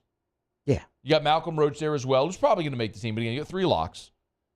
Defensive ends, Jordan, Granderson, Foskey, I think are locks. Passanio and Turner are probably going to make the team. But do I think unequivocally those 2 guys are Turner is the reason I want to do this whole exercise. Yeah. Because he could go the way that we saw happen with Stanley Jean-Baptiste. He was a 2nd-round pick, didn't make the team in year 2. He sucked year 1. They cut him year 2 in camp. Like, that could be the situation with Peyton Turner. As much as that would suck, as much as it would be a bruise to your pride, it could happen. Linebacker, Davis and Warner are your only locks. Jackson, Andrew Dowell, and Zach Bond are likely to make the team. But your only locks are Davis and Warner. Damn near your only linebackers. Right? We've talked about that all offseason. Yeah, defensive backs, I think this is easier. Lattimore, Adebo, Alante Taylor, Bradley Roby, Tyrann Mathieu, Marcus May, and then JT Gray is going to make the team as well. Special teams ace, yeah, for sure. So that's 7. You're probably going to keep 10 defensive backs. You have room, but that's 7, I would say, that are locks. You agree, Paulie? Yeah, I agree. Disagree on any of those? No. Okay. And then special teams, Gillikin's going to be your punter, Zach Woods your long snapper, and you brought in Groupie to battle Lutz. Lutz isn't a lock. We thought Lutz was going to be a freaking cap casualty this year. Yeah. So that's two. You got 34 guys that I say today are locked. And maybe we had a disagreement on you said Throckmorton. Yeah. Maybe the defensive ends passing you Turner, but like that's the point of having the whole conversation. My point is I can't remember a year leading into Saint or at the onset of Saints camp where there were this many spots where I thought there's room for somebody to jump up and win a roster spot we're not expecting. Now, like, do I think Jake Haener is going to make the team? Probably. I don't think they're going to leave a fourth-round pick exposed. Do I think Rashid Shaheed's going to make the team? I absolutely do. I do. But could there be a scenario where he doesn't? Sure. We talked about the offensive linemen. I mean, do I think if healthy, Tano Passanio is making this team? Yes, absolutely I do. I don't think it's a lock. So when you hear, play it again, when you hear Dennis at number 17, when you hear Dennis Allen say, like with that context, listen to Dennis Allen again. With all of these older veteran players, I don't have to see it every day, but at some point I got to see it, So yeah, look, there's going to be a point here in training camp preseason where all these veteran guys, have to be able to show that they can still do it and do it at a high level. Every year, there are always surprises. I heard Hester telling this story this morning about his last year in San Diego with the Chargers. I mean, he had signed an extension with the Chargers. He was a lock to make the team. He was the starter the year. He was a returning starter. And throughout preseason, they had made some changes with the offense, and by the time they got to week 4, he's playing the whole preseason game week 4, and then they cut him. Like, there are always, and I mean, obviously he signed on with Denver and continued his career, but my point is there's always these guys in camp, and it feels like there are more this year for the Saints than in any year that I can remember in recent memory where there are that many dudes who, man, this feels like a pivotal year. You got to go earn it this year. All right, it's after further review.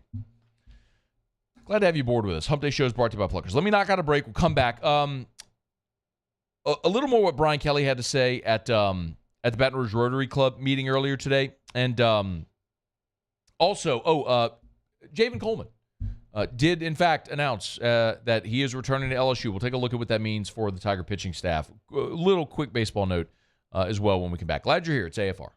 AFR. Brought to you by River City's 1 Hour Air, where they're always on time or you don't pay a dime. And where, I tell you all the time, nights, holidays, weekends, they'll always come out. They'll never charge you extra to come out. How about this story? Melissa Carter sent this 5-star Google review. She said, my AC stopped on a Friday night. I called several places right away, hoping to get an appointment for Saturday. River City's 1 Hour Air was the only place that could get me an appointment for Sunday, but was told they might have a tech come on Saturday if possible. Darren was able to fit me in Saturday. Despite a storm approaching fast, he quickly replaced my unit. She writes, they perform miracles in this oppressive heat. Friday night she called. Saturday had a new unit installed. Where else but River City's 1 Hour Air? 752-0001. 752-0001, where they're always on time or you don't pay a dime. I've been doing business with Luba for 25 years. They're dependable, trustworthy. It's just the attention to detail with our clients. Our folks have years and years of experience. They're highly trained professionals. But many companies have that asset. What I'd like to think makes Luba a bit different is that we use those talents in a way that truly is dedicated to serving the needs of the folks who depend on us. Get 3.99% financing on select 2023 models at Corvell Toyota in Opelousas.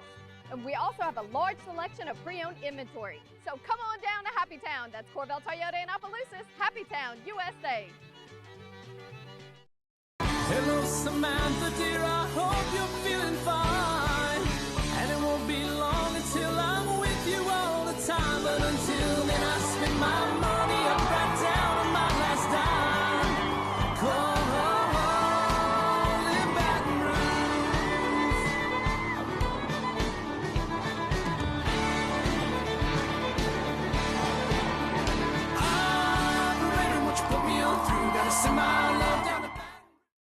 Gulf Coast Office Products is a nationally recognized Savin office equipment dealer based right here in Louisiana. Over 100 employees strong, Gulf Coast has the boots on the ground to support all vertical markets, from education, engineering, legal, and finance. With the latest in office technology, from desktop to production segment units, Gulf Coast and Savin have the perfect fit for you. Call 225-756-2644. That's 756-2644 for Gulf Coast Office Products.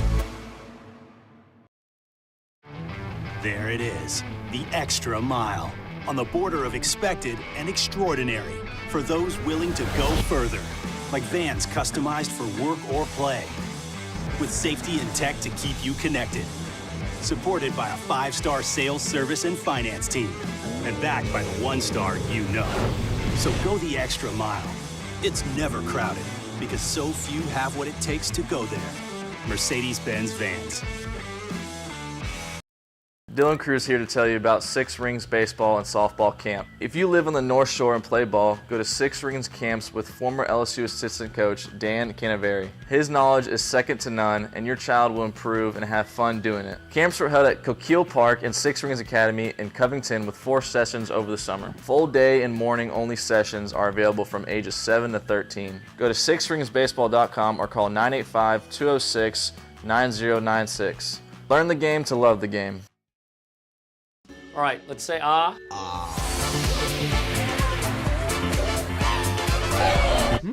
Where'd my spotlight go? Super weird.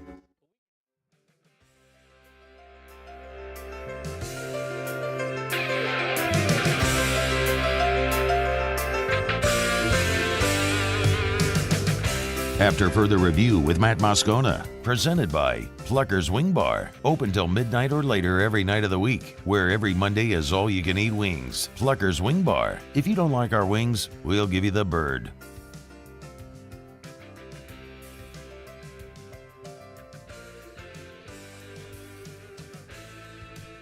All right, y'all. Yesterday, during the show, the deadline for players to sign their MLB, the drafted players to sign their contracts with their MLB teams came and went. And the one name we were waiting on was Javen Coleman, and got word during the show that it was unlikely that Javen Coleman was going to sign, and ultimately that he was not going to sign. A short time after we got off air, Javen Coleman did tweet out a picture of himself in his LSU uniform there at the College World Series with the tweet, "Let's run it back." So Javen Coleman announcing he's coming back to LSU for another season. I think we all know Coleman's story. Had a really good freshman season where he came on late in the year. In 2022 as a sophomore, he tore his UCL after just 3 relief appearances, had the elbow injury, missed the remainder of the season, missed a chunk of 2023, but did appear in 8 games, made 4 starts, one of them in Omaha, and just never really fully rounded into form, ended up only throwing 14 innings. He was drafted in round 16 by the Dodgers. As I was told, they were about $100,000 apart in their negotiation. And so that gap was too much to close. And so Javen Coleman's coming back. Remember, he'll be a 4th-year junior next season. So he comes back to LSU still with another year, with 2 years of eligibility. So he'll still have leverage in next year's draft. The question is, how many innings really Javen Coleman can throw? By my count, as I'm looking at these are just the left-handed pitchers on LSU's roster in 2024. And Muse, tell me if I'm missing anybody that you can think of off the top. You've got Ackenhausen, Herring, Coleman, Bronzini, and Primo, a couple of freshmen this year that didn't throw. You brought in Lower, the transfer from Xavier, and Gage Jump, the transfer from UCLA. So that's 1, 2, 3, 4, 5. That's 7 lefties. And then you're adding Cam Johnson, the signee from this year, those 98 from the left side. And then Jake Brown, who's the two-way guy, the other freshman you're bringing in. So that's 9 by my count. And then you have Anderson, the kid from St. Paul's. He's another recruit they got coming in. Cade Anderson, I believe is his name. Caden Wilson? No. Let me get the recruiting class. Hold on. Well, there were 2 other lefties part of the recruiting class that I saw, which were Caden Wilson and Jackson Birch. But I think Cade Anderson, left-handed pitcher, St. Paul's, is the number 2 pitcher in the state of Louisiana. So that would be... That's 10 right there. 10 lefties. Point is, You got way more left-handed pitchers than you have innings. Okay, so it's going to be really, really tough for listen, depth and arms are never a bad thing. You cannot have too many arms. We've just seen pitching staffs gutted by injuries in the past. So if you have the opportunity to bring back a guy like Javen Coleman, who's got a talented lefty, if he's healthy and strong and et cetera, you do it. Absolutely. It's going to be interesting, though, to see where the innings come from. By the way, Javen Coleman will be on AFR tomorrow. Looking forward to chatting with him about his decision to come back and how he feels and his progress and conversations with Jay Johnson. So we'll get to Javen Coleman with us tomorrow on AFR. Hey, we're brought to you by the Aesthetic Medicine and Anti-Aging Clinics of Louisiana. Bluebonnet in Baton Rouge, Ambassador Caffrey in Lafayette, and online at theantiagingclinics.com, theantiagingclinics.com. I tell you every day, our body producing less of the hormones that contribute to how we feel, that's a natural part of aging. Happens to everybody. Some of us, stress is an accelerator of that aging process. If you don't feel like your younger self and you want to recapture that feeling, you can, safely and affordably. The Aesthetic Medicine and Anti-Aging Clinics of Louisiana, under the watchful eye of Dr. Todd Howell, not an anti-aging specialist, not whatever title someone wants to give them. This is a medical doctor who's managing your care. He manages my care.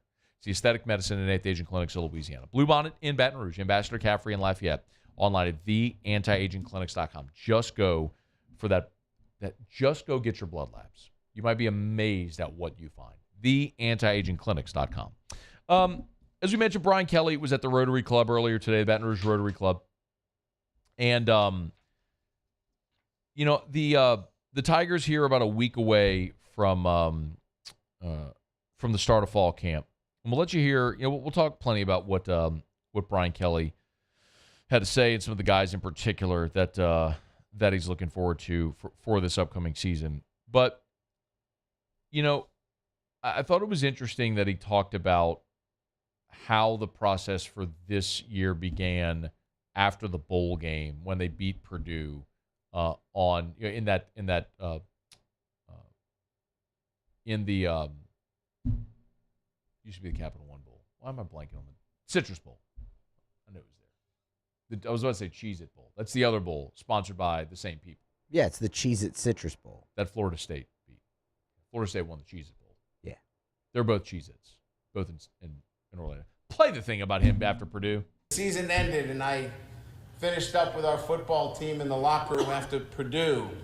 We began sowing those seeds for a championship football season. All the things that go on behind the scenes. He talked a lot about how they've had great leadership, great summer workouts as well, and did talk about some of the players. One of the other things Brian Kelly was asked about was NIL, and this is a long soundbite, but there's so much going on in the NIL space right now with Congress bandying about different bills and debating different legislation, congressional legislation. Here's what Brian Kelly had to say about his team and how players feel about NIL right now.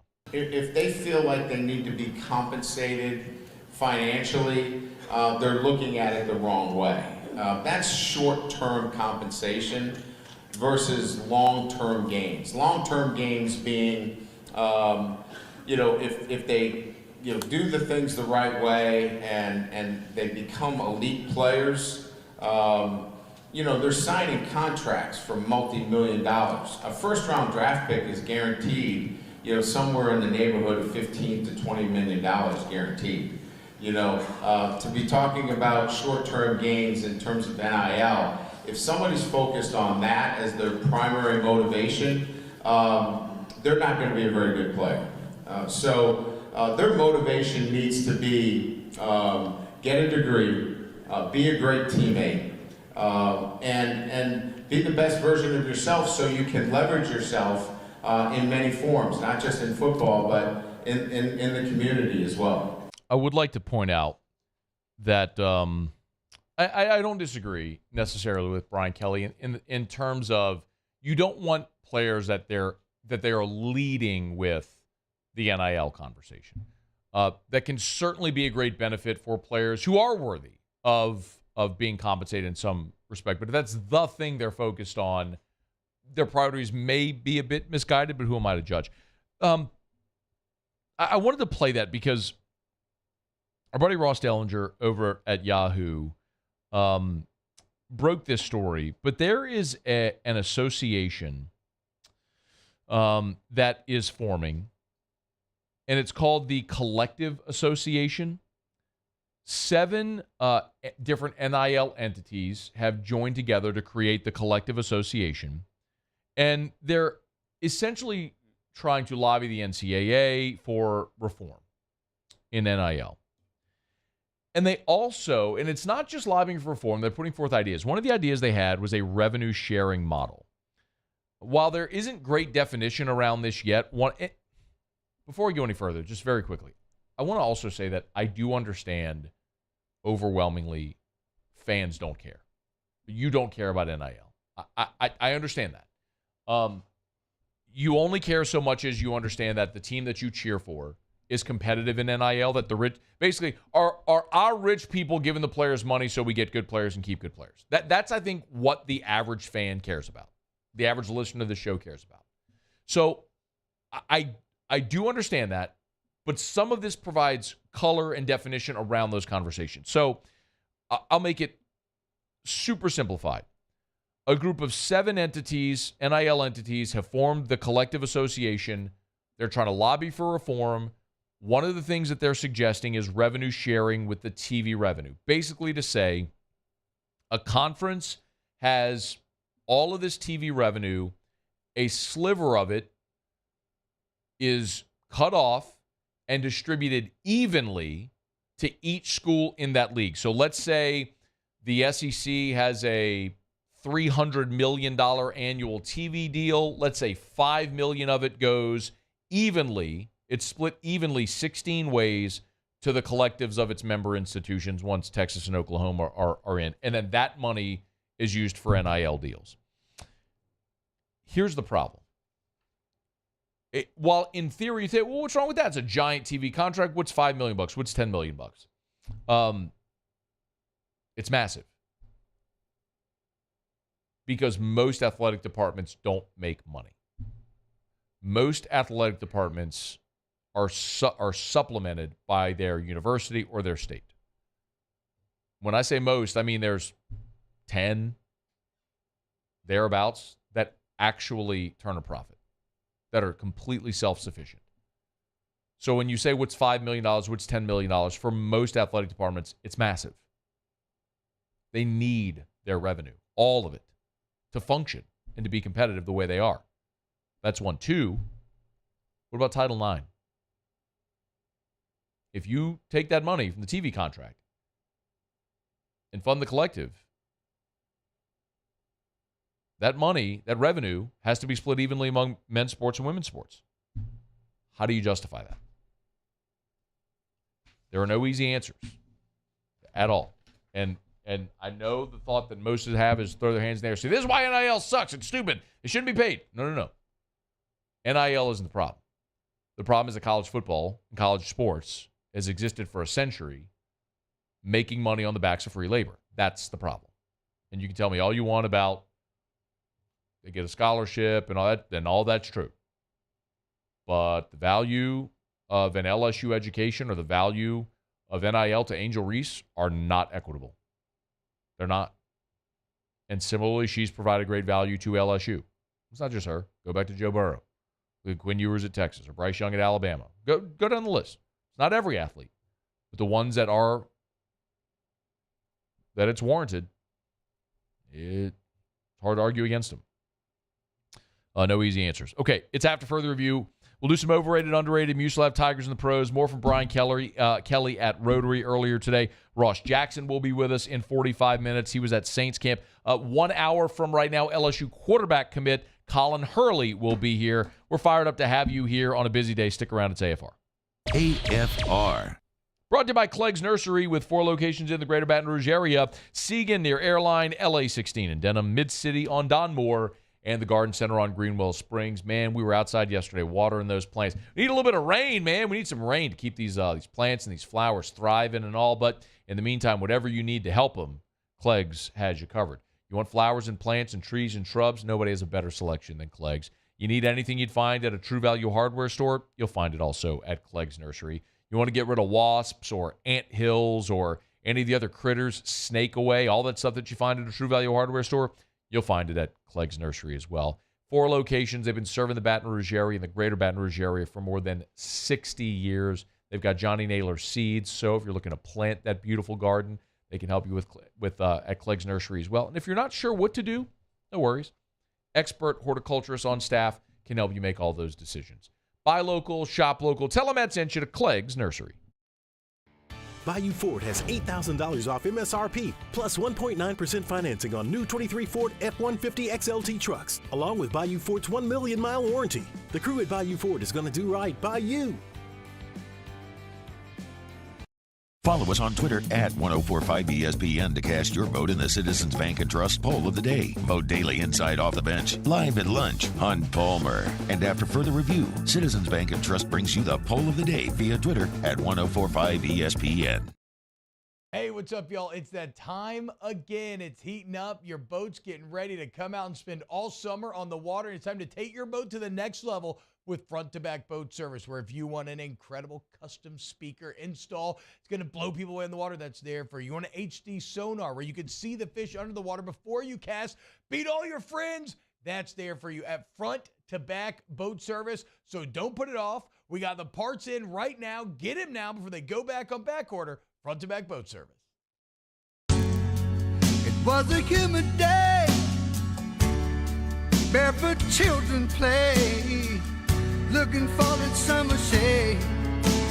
Time to slip away.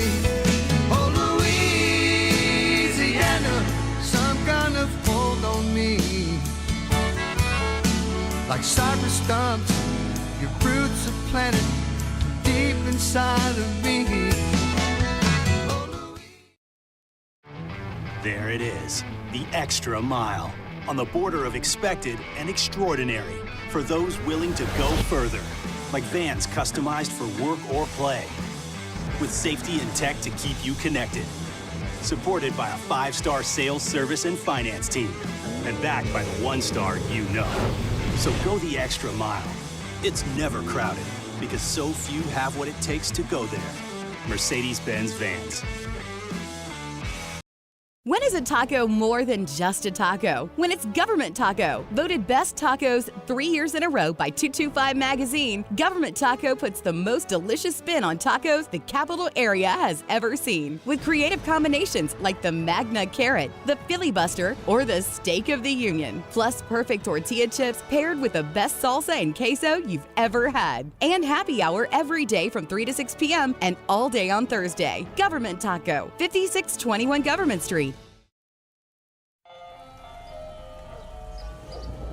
Hey there, little buddy. What's the matter? What's the matter? My windows, siding, and my door. That's what's the matter. Relief Windows can fix all of that. I got you. Pop, pop. What's up? Oh my gosh, look! Curb appeal.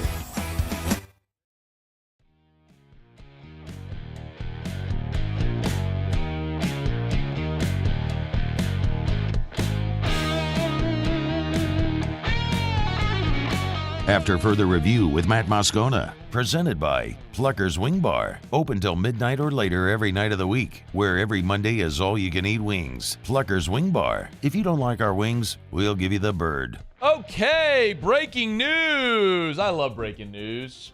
Breaking news is fun, isn't it, Muse? Don't you love breaking news? One of the best things. When news breaks. Right in the middle of the show. When it's broken. Just react to it real time. Yeah, it's fun, isn't it? Love it. Ross Dellinger, per Ross Dellinger, a.k.a. Deli, on Twitter at Ross Dellinger of Yahoo Sports.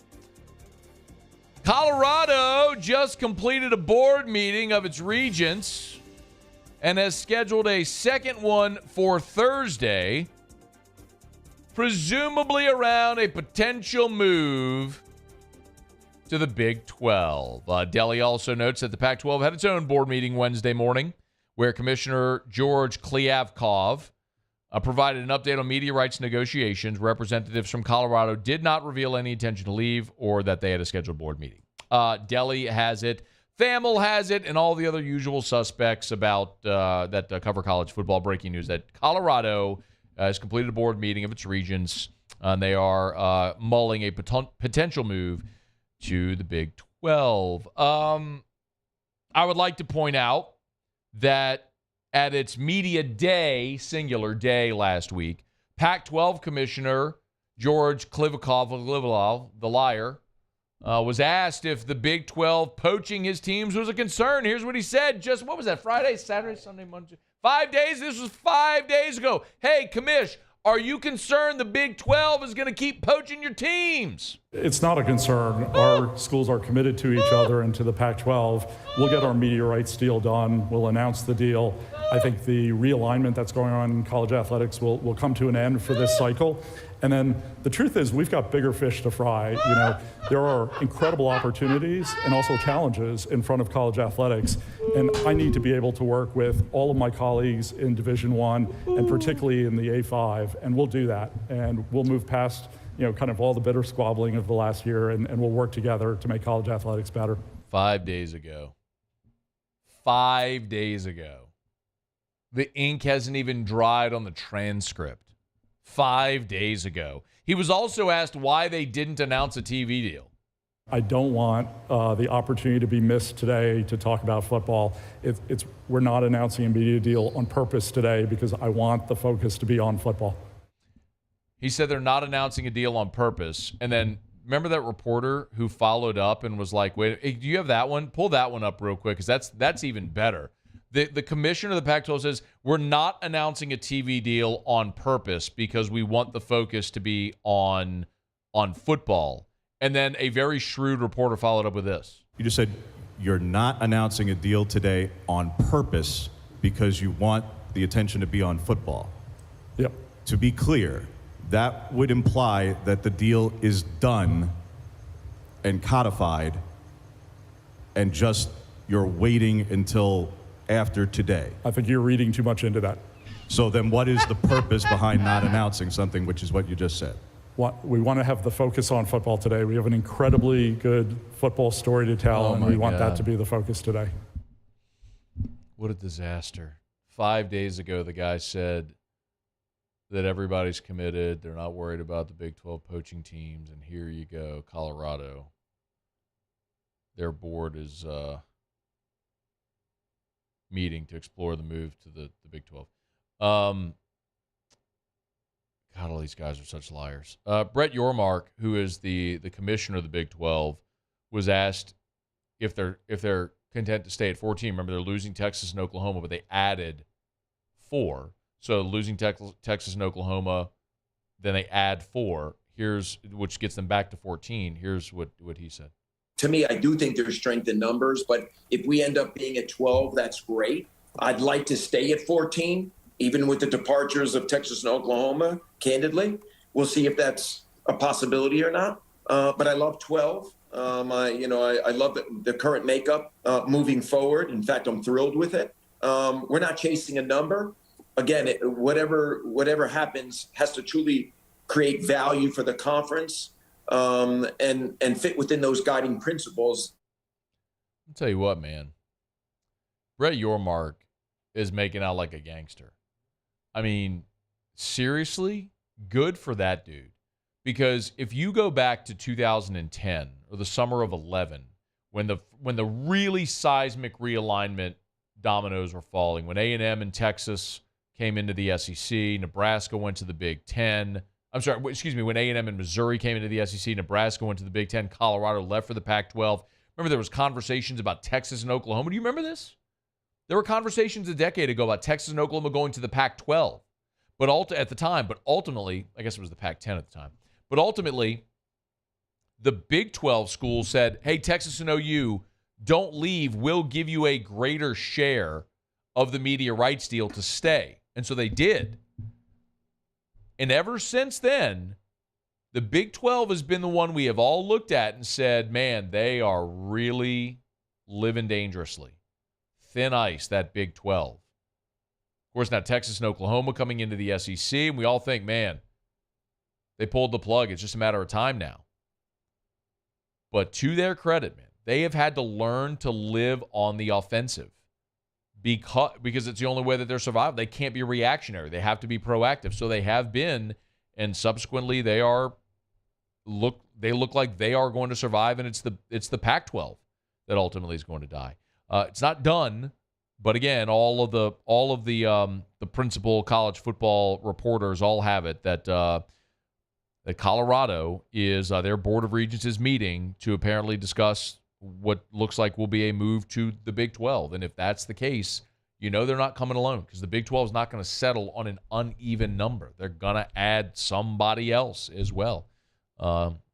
And we all know the likely partners. If Colorado's leaving the Pac-12 to go back to the Big 12, could it be Arizona State with them? Could it be Utah with them? Could it be Arizona also? Possibly. So, play Klivikov again 5 days ago. This is the Pac-12 commissioner 5 days ago.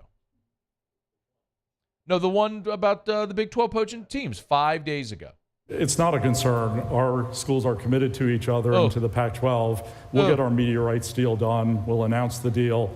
I think the realignment that's going on in college athletics will come to an end for this cycle. And then the truth is, we've got bigger fish to fry. There are incredible opportunities and also challenges in front of college athletics. And I need to be able to work with all of my colleagues in Division I and particularly in the A5, and we'll do that. And we'll move past kind of all the bitter squabbling of the last year, and we'll work together to make college athletics better. Put it on his headstone. Oof. All right. We're brought to you by Traction. TractionSports.com, TractionSports.com. Oh, there is a reel up if you follow Traction on social media. It's of yours truly. It's of George Truly, by the way. Was over at Traction yesterday, and so they did a reel of my circuits, 3 different circuits, workout with Tevin with over there at Traction, Kirsty as well, great trainers, and you could see the type of stuff I'm doing. Yeah, there's strength training with bench and incline. There's functional movement with presses, with side planks. You could see, with some of it's weighted, some of it's body weight, but so much of it is a functional workout built for me, for what my personal goals are. If you want to go check out the circuit that they had me do, there's a dowel stretch right there, just getting flexibility within the arm and rotating the way that you're not used to rotating. Check it out, TractionSports.com. If you want personal training, they can do it. If you are an athlete or your son or daughter is an athlete wanting to get better in their sport, stronger, more athletic, flexibility, whatever it is, Traction can help. Remember also, Traction,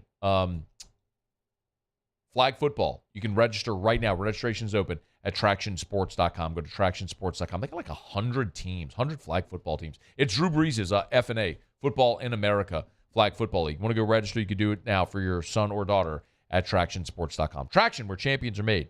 Okay, let me knock out our final break here of the show. We'll come back, of hour number 2. We'll come back. Muse will do Tigers in the Pros. Stick around. AFR. There it is, the extra mile. On the border of expected and extraordinary. For those willing to go further. Like vans customized for work or play. With safety and tech to keep you connected. Supported by a 5-star sales, service, and finance team. And backed by the 1-star you know. So go the extra mile.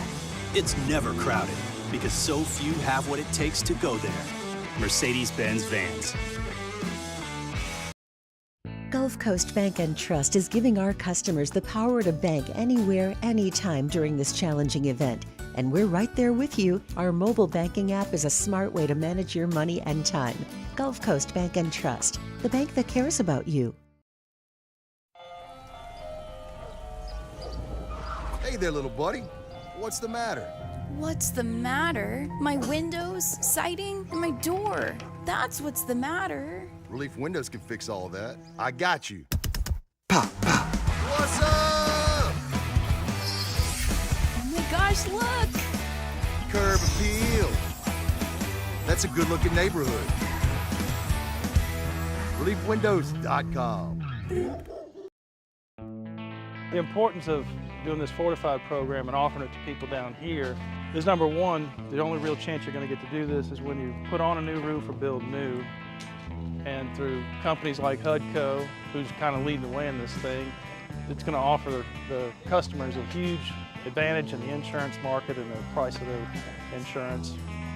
You know, we're not looking to make a fortune off fortifying. We're trying to give you a better product than our competitor at the moment. I'm trying to do something that he can. I'm trying to give you something better. So a lot of these insurance jobs, you're getting a re-roof, you're only paying your deductible. Let's sit down and talk about the fortified and let's see what it does to your insurance premium. You're getting a steal. Yeah. You're getting a brand new roof and a fortified certificate for your deductible, essentially. I think we're rocking and rolling.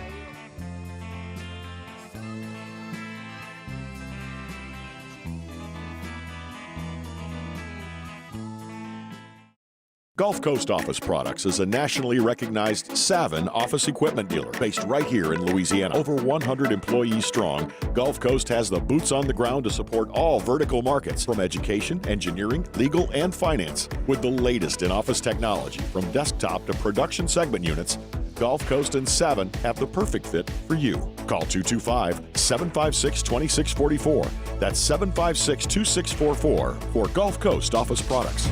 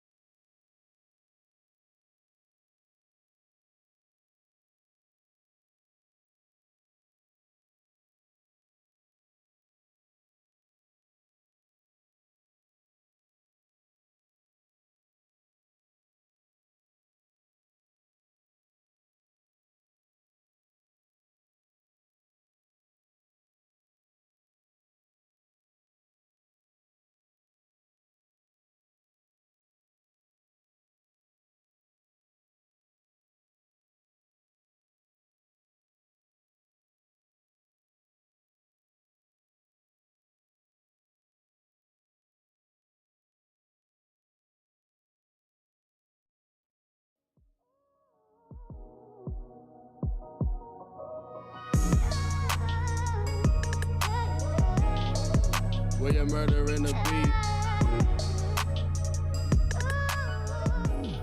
After further review with Matt Moscona, presented by Plucker's Wing Bar, open till midnight or later every night of the week, where every Monday is all-you-can-eat wings. Plucker's Wing Bar. If you don't like our wings, we'll give you the bird. Wrapping up hour number 2, Musso has Tigers in the Pros. Tigers in the Pros. They still bleed purple and gold. They're just really rich now. Presented by Lee Michaels Fine Jewelry. Lee Michaels Fine Jewelry, where Baton Rouge gets engaged. And we start today with a promotion. Jacob Berry. Jacob Berry. He is heading to Double-A.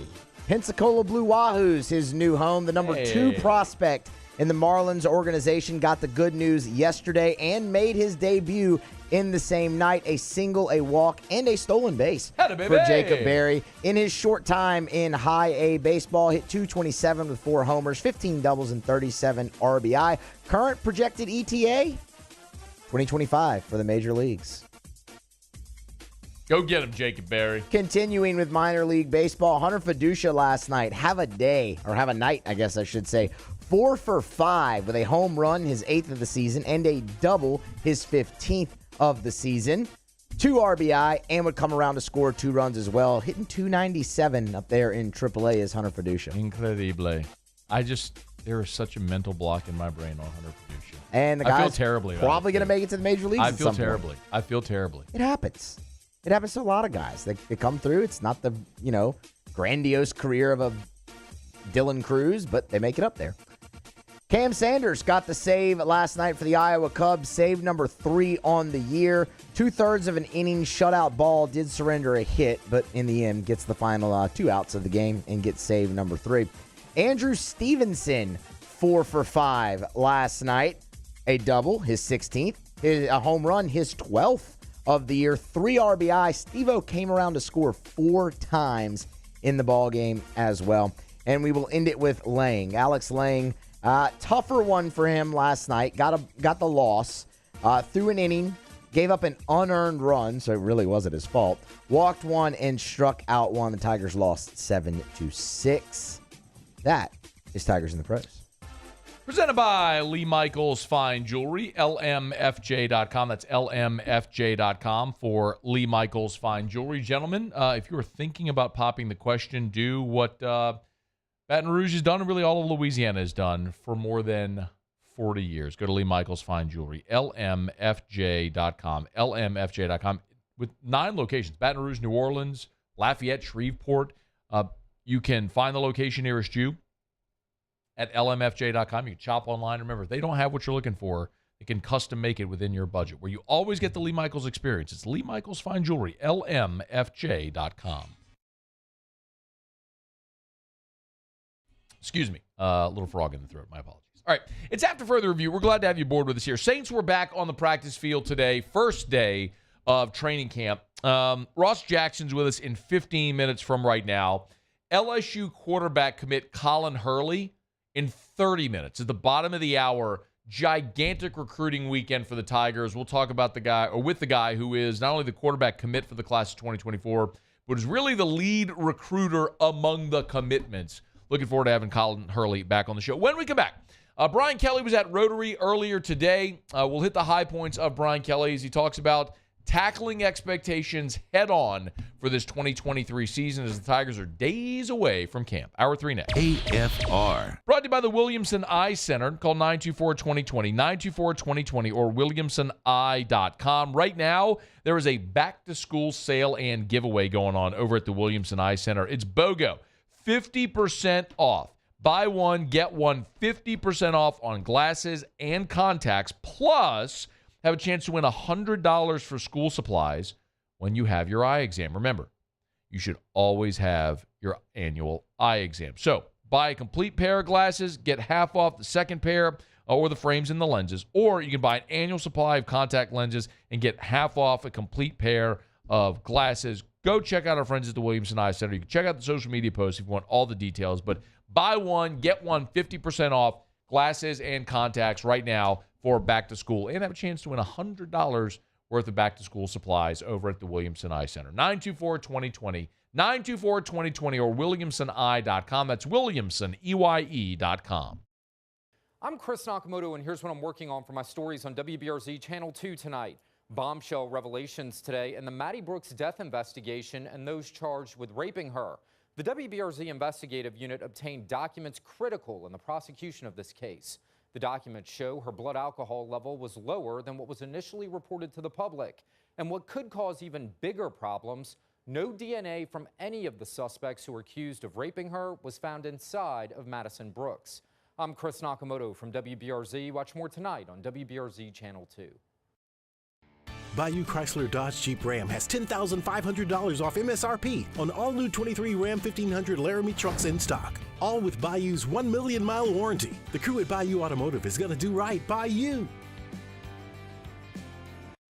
Follow us on Twitter at 1045ESPN to cast your vote in the Citizens Bank and Trust Poll of the Day. Vote daily inside Off the Bench, live at lunch, on Palmer. And after further review, Citizens Bank and Trust brings you the Poll of the Day via Twitter at 1045ESPN.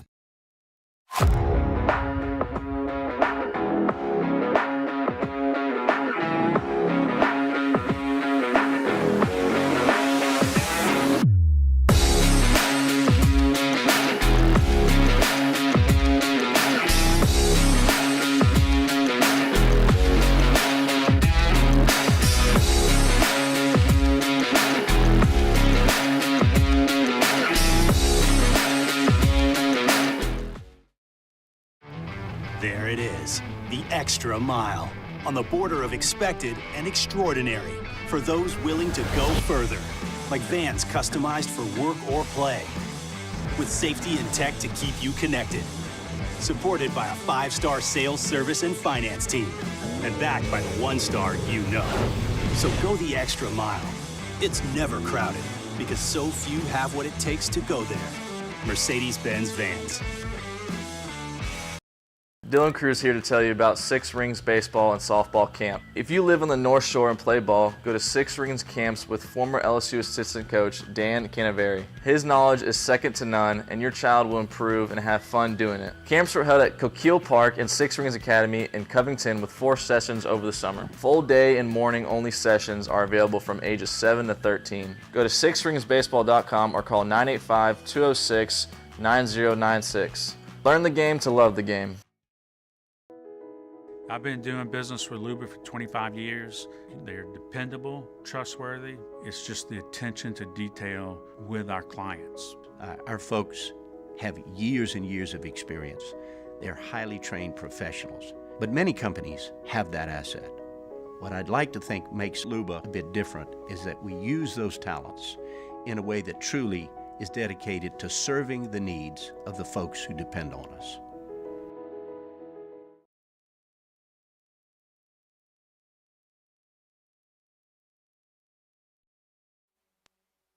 This is SportsCenter. I'm Christine Lisi. Quarterback Aaron Rodgers agreed to a 2-year, fully guaranteed $75 million contract in his restructure with the Jets. He'd been owed $110 million, so this represents a $35 million pay cut. It does reflect what Rodgers recently has been saying, that he plans to play more than one season for New York. Chargers QB Justin Herbert, fresh off signing his 5-year, $262 million extension. All smiles at training camp, said it was a dream come true to sign a long-term deal with the Chargers. Never wanted to be anywhere else. He's glad the contract's done. Now he can just go out and play football. ESPN NFL analyst Herm Edwards. Obviously, the Chargers felt like this is their guy for the next 10 years. And so when that's the case, at the quarterback position, you pay the guy. I mean, look, I can remember 2 months ago, we were talking about how much money the Giants quarterback was making. He doesn't have the numbers that this guy has by any stretch of the imagination.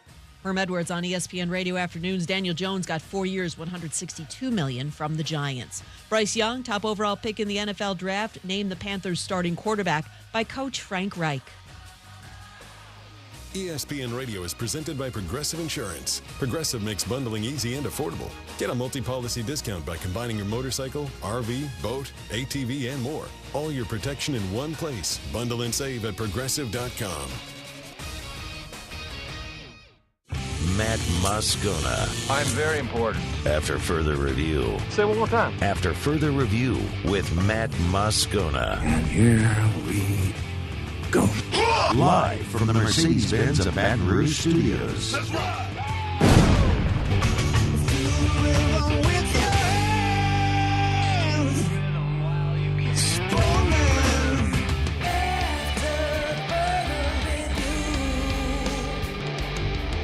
Hour 3, off we go. Welcome aboard. Glad you're with us. It's AFR, presented by Pluckers. I'm Matt.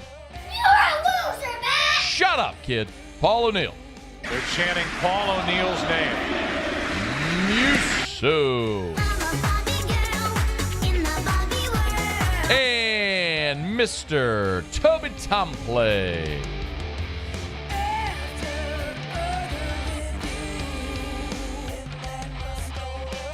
All right, we're here. Glad you are as well. Get out there and make it a good one. 5 o'clock quitting time. Glad you're driving home with us. Oh, by the way, it's hump day.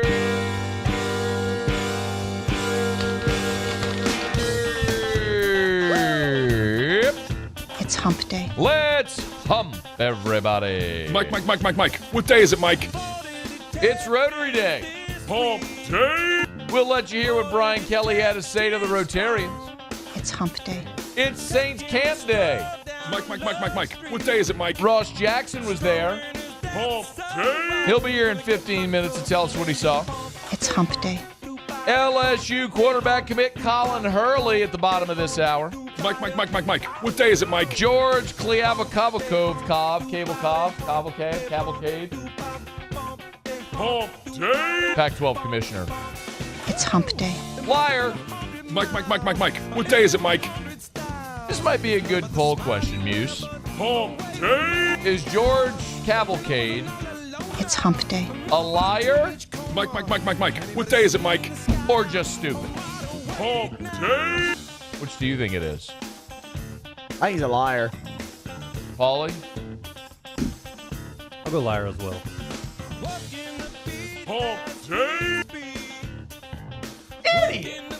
It's hump day. All right, let's get going. If you missed the news, everybody that covers all the national college football guys have now that the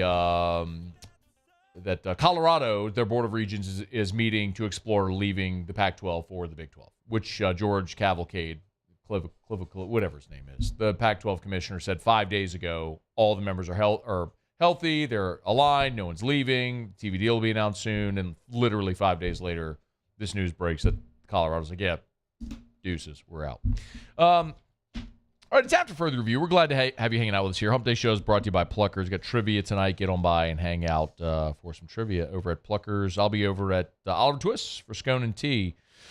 T-Bob, I think, is going to join us via Zoom tonight. He's got sick kiddos and wife in New Orleans, so daddy duty, but T-Bob's going to try to jump aboard with us for Scone and Tea tonight remotely. So Brian Kelly was at Rotary today and said some things that a lot of LSU fans would expect to hear him say. Can we start with number 9, please? Like, what the expectation that we all have for the season to be? The incredible year that LSU athletics has had, and certainly we want to be, as it relates to football, we want to be that jump start and create that kind of environment this fall. Our football team is poised to have the kind of year that we all expect. He was asked about, you're talking about the year 2 with Kim Mulkey winning a championship, Jay Johnson winning a championship, and the year that everyone's expecting is to compete for and potentially win a national championship, and Brian Kelly thinks that this team has the leadership to do it.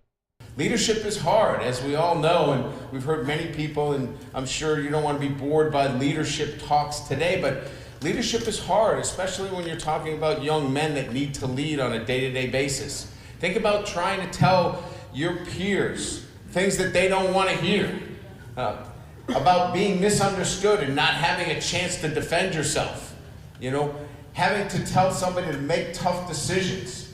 Those are hard things to do, hard to embrace. But when you're building a program, you have to have great leaders. They have to be willing to step out and do those things and not be popular. And so those things happen behind the scenes when no one sees those things. And we're making great progress as it relates to building those kind of leadership qualities. So you've got leadership. As Brian Kelly also said, they also have culture. What makes your football team are the little things that nobody sees. And that's what we've been working on for the last 5 and 6 months. So what I can report, more than anything else right now, is that our football team has the right culture. They have the right standards. And culture sometimes is a word that we sometimes don't define adequately. It just means that the standards that we have set in our program on a day-to-day basis are ones that our players are meeting and exceeding on a day-to-day basis because they care. So you've got leadership, you've got culture. Those are great. The intangibles are essential. Typically, teams that don't have good leadership and have poor culture underachieve regardless of the amount of talent they have. You have to have those intangibles in place to match the physical ability of your team. Well, does LSU have the physical ability? I think by and large we understand yes. Brian Kelly pointed out guys like Brian Thomas, like Mason Smith, players that we're expecting to take a big leap from last year to this year. Mason Smith obviously missed all of last year with an injury, but players that are poised, who even played roles a year ago, ready to make a big leap. I mean, Brian Thomas, his year 1 and year 2 have basically been identical. Like his receiving yards, year 1 to year 2, like 6 yards apart, his total receiving yards. So players poised for a big breakout. And then some new players as well. One of the guys that Brian Kelly hired was inside linebacker Omar Spates, who came in from Oregon State. Omar Spates, who transferred in from Oregon State at the middle linebacker position, is a guy that you're going to hear a lot of. He's going to be, I think this is going to make a huge impact on our defense. Now, one of the things we've also seen with, and I agree with him on Spates, by the way. Spates has to be a 100-tackle guy this year, or approach it. Losing Micah Baskerville, Harold Perkins moving inside. You've seen Omar Spates as now he's a fifth-year player. He's a 3-year starter at Oregon State, and last year he led Oregon State with 83 tackles. He's going to have to match or exceed that this year at LSU.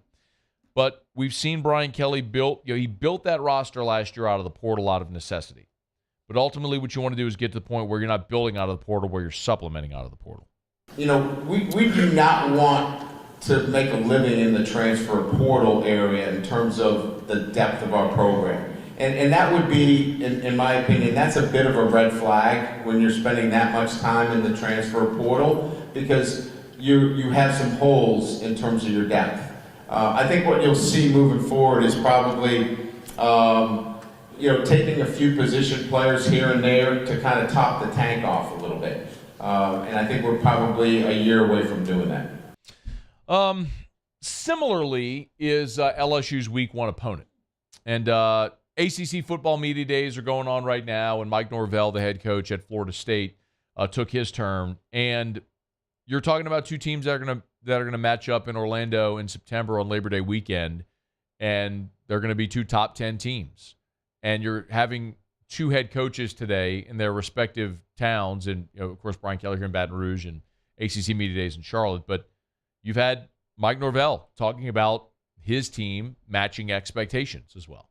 There's nothing that we're going to hear on the outside that's going to be more than what we have inside. And that was the case a year ago, because it can work both ways. Your response to every situation is dictated on what you have inside. And you can get distracted by the outside. That's very, whether people don't think you're going to be worth a crap or people think that you're going to be the greatest thing on earth. I mean, you can get distracted, but it's about showing up every day and truly pushing yourself to what we know and we believe that we can become. It's interesting. You got two teams that are so similar in the respect that they had similar regular seasons. Both were 9 wins in the regular season a year ago. Both have veteran quarterbacks who made the decision to return, Jordan Travis and Jaden Daniels, obviously. Both have supplemented in the portal, as you heard Brian Kelly say there. And then you look at Florida State with guys like Johnny Wilson and Jared Verse. They've supplemented in the portal as they've built a talented roster. Both are picked at or near the top of their league. Both are going to be preseason top 10. I mean, a couple of teams that are sort of mirror images of each other, which is pretty fascinating that they get to start the season against each other. And Florida State this year without the benefit of a Week 0 game, sort of a tune-up game. There's a reason why I think when you look at how the odds makers have packaged that game, with LSU and Florida State in Week 1, why everyone's looking at that and saying, yeah, that's something where you're anticipating that game's going to be really, really close. For whatever it's worth, that at DraftKings right now, LSU is a 2.5-point favorite in that game. So the odds makers do like LSU a smidge better than they do Florida State in that football game. But you're still talking about something inside of 3 points. So I think both head coaches, as they hit the practice field coming up next week, will have a very clearly defined goal. And if you're looking past Week 1 for either of those teams, you are misguided. But Brian Kelly today at Rotary, his final sort of public meeting with the media before his team reports for fall camp, and Mike Norvell up there at ACC Media Days with his sort of final go around the media merry-go-round before Florida State reports for camp as well. Okay, it's after further review.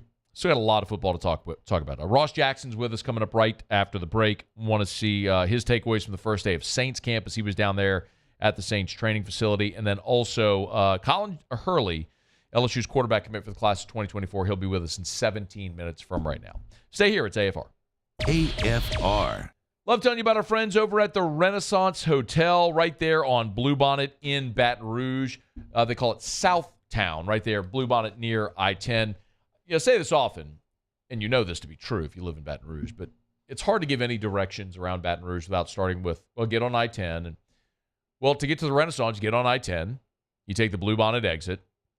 If you're heading toward Perkins, west, it's just a little ways on your right. You can't miss it. It's Baton Rouge's premier hotel destination, hotel property, that part of town.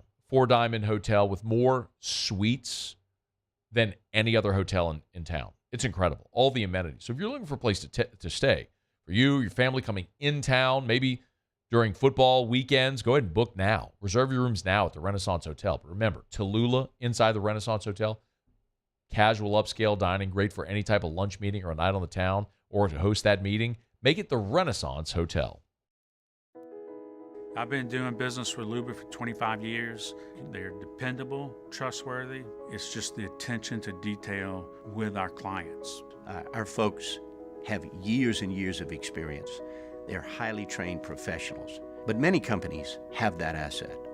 What I'd like to think makes Luba a bit different is that we use those talents in a way that truly is dedicated to serving the needs of the folks who depend on us. Gulf Coast Office Products is a nationally recognized Savin office equipment dealer based right here in Louisiana. Over 100 employees strong, Gulf Coast has the boots on the ground to support all vertical markets, from education, engineering, legal, and finance. With the latest in office technology, from desktop to production segment units, Gulf Coast and Savin have the perfect fit for you. Call 225-756-2644. That's 756-2644 for Gulf Coast Office Products. Bayou Ford has $8,000 off MSRP, plus 1.9% financing on new 23 Ford F-150 XLT trucks, along with Bayou Ford's 1 million mile warranty. The crew at Bayou Ford is going to do right by you. The Windsor Senior Living Community in Mandeville, Louisiana is a beautiful, vibrant apartment community geared toward seniors. They are nestled right in the heart of Mandeville, where seniors live a more carefree lifestyle in spacious apartments with the peace of mind that comes from having a little extra help. Call the Windsor at 985-624-8040 to schedule a lunch and tour. Come see how the Windsor can be your passport to peace of mind.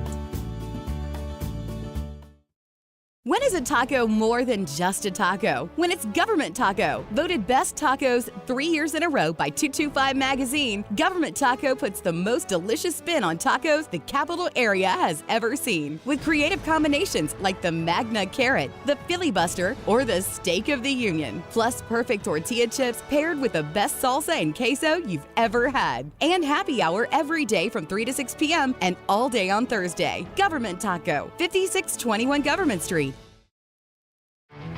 There it is, the extra mile, on the border of expected and extraordinary for those willing to go further, like vans customized for work or play, with safety and tech to keep you connected, supported by a 5-star sales, service, and finance team, and backed by the 1-star you know. So go the extra mile. It's never crowded, because so few have what it takes to go there. Mercedes-Benz Vans.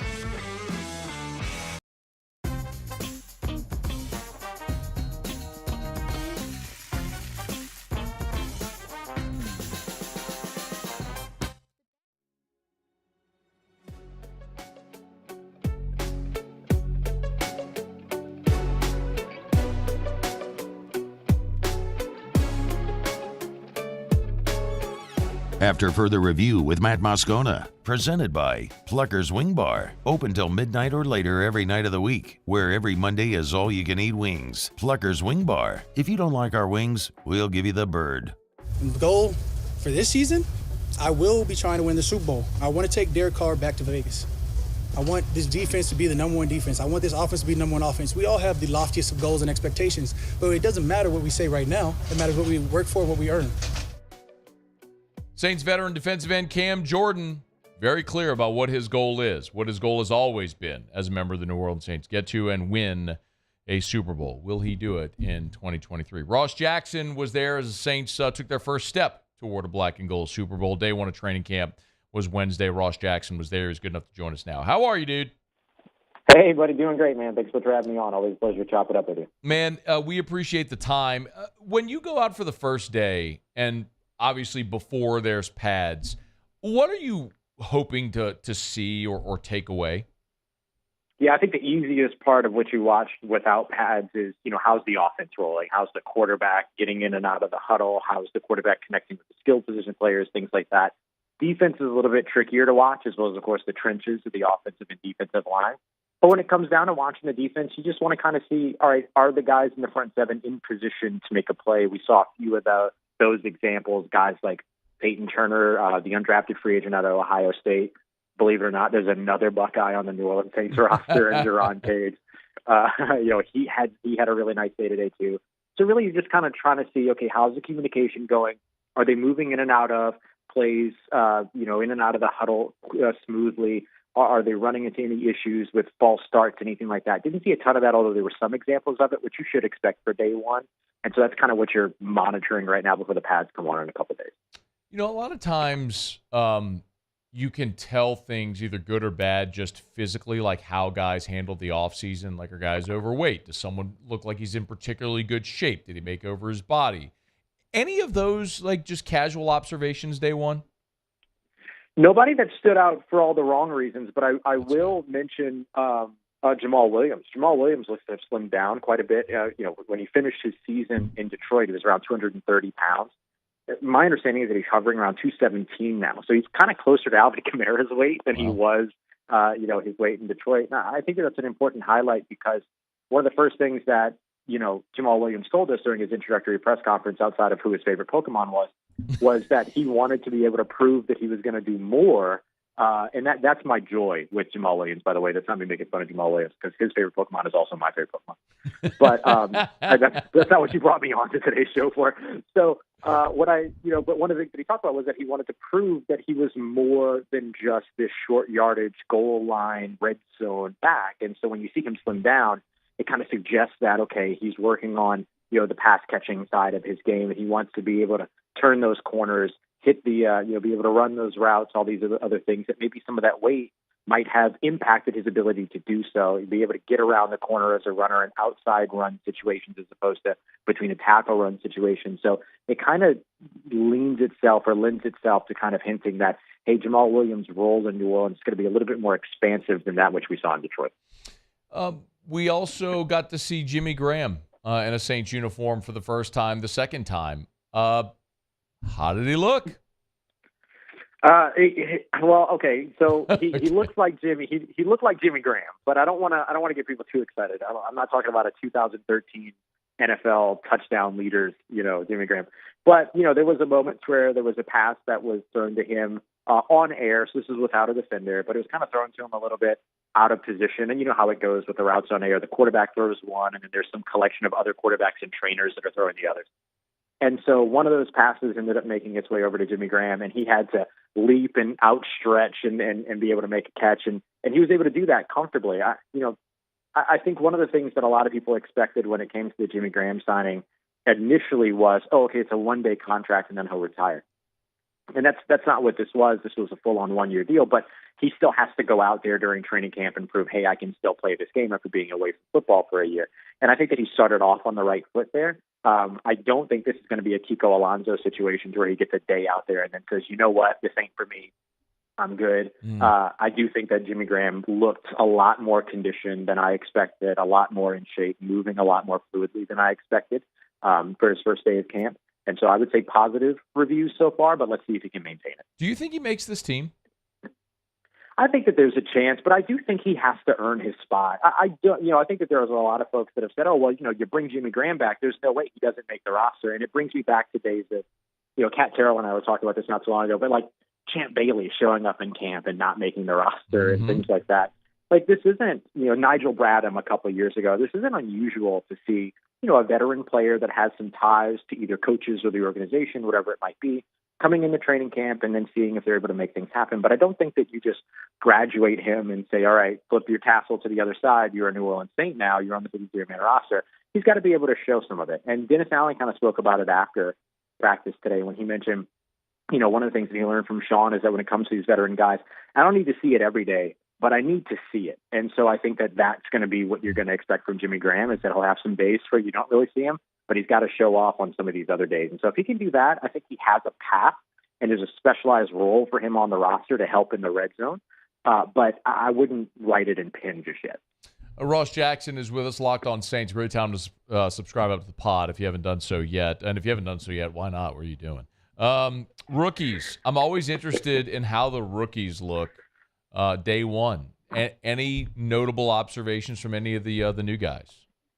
Yeah, I'll start with Kendre Miller because he was probably the one that we were most looking forward to seeing just because we didn't get to see him during OTAs and mini camps and things like that. He looked pretty good. I mean, he got a couple of opportunities there. Obviously, he's in a little bit of a ramp-up period, to borrow Dennis Allen's phrasing.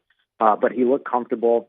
He got a couple of runs, got a couple of moments where he was able to be targeted in the passing game as well and came up with those catches. So that's what you want to see from him, so you got an opportunity to see that. Brian Brzee, Isaiah Foskey, the first and second round picks out of Clemson and Notre Dame, respectively. A little bit tougher to kind of gauge them because they're on the defensive line, like what we opened up talking about. These guys aren't tackling anybody, right? So, you have to wait and see, like, are they in position? Are things coming together? Do they look confused? Do they look lost? And so what I can say is that they look like they knew what they were doing. They understood the assignment. They were able to get out there and be able to work with guys like Colin Saunders and Nathan Shepard and Cam Jordan and so on. And so those are positive marks for them, but a little hard to stand out until the pads come on a little bit later on this week. So that's really where we'll be paying attention for them. He's on Twitter at Ross Jackson Nola. Give him a follow. Anybody create an moment today? I can't think of one. And Good. It's not to say that everything, Matt, was perfect. They don't even need to practice anymore or anything like that. It's just more so that there weren't really. I mean, if you go out there and you create an moment day one, that certainly says something, right? And so I'm happy to say that I didn't catch any of those moments. The two things that I will highlight are we had a Kirk Merritt fumble to where something got to where a pass got punched out, or maybe it was a run, and then after they will always extend that play and keep working beyond the route. And he had a punch out by, I think it was Isaac Yiadom, if I remember correctly, who also would have been a safety effectively. And then there was another catch and run by Juwan Johnson that was punched out by Andrew Dowell. So there's two ways to look at this, and this is always the tale of training camp, right? Is the defense really good, or should we be concerned about ball security on the offensive side? So those might be the closest to those kinds of moments, but those are manageable moments that, hey, the defense made a good play. There's a positive to that as opposed to just somebody just overbearingly doing something. Did you watch the kickers? I did, yeah. Will Lutz went 6 of 6 today, going anywhere from an extra point to 44 yards on the left hash. So he was perfect on the day. Okay. So I did this earlier today. I don't know if you've done this exercise yet, but everybody always puts out their roster projections, right? The 53-man projection. So I took a little bit of a different tact. I looked and I said, okay, who are absolute locks? You are making this team. And I counted 34. Now, for example, I didn't have Jake Haener as a lock. He's probably going to make the team, right? But I'm saying absolute, no doubt. You have made this team, not even a question. I had 34. So, and one of them, by the way, was not Will Lutz, because I think there's at least a chance, Ross, that group beats him out. Yeah?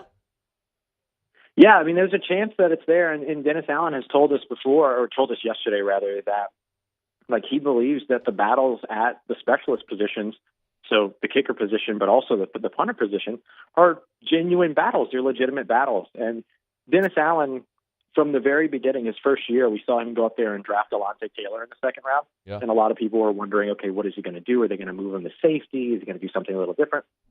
But for Dennis Allen, he said, no, I want to bring in competition to push guys like Marshawn Lattimore and Paulson and Debo, the guys that are locks on the roster. And so now we're seeing that continue here in a year too.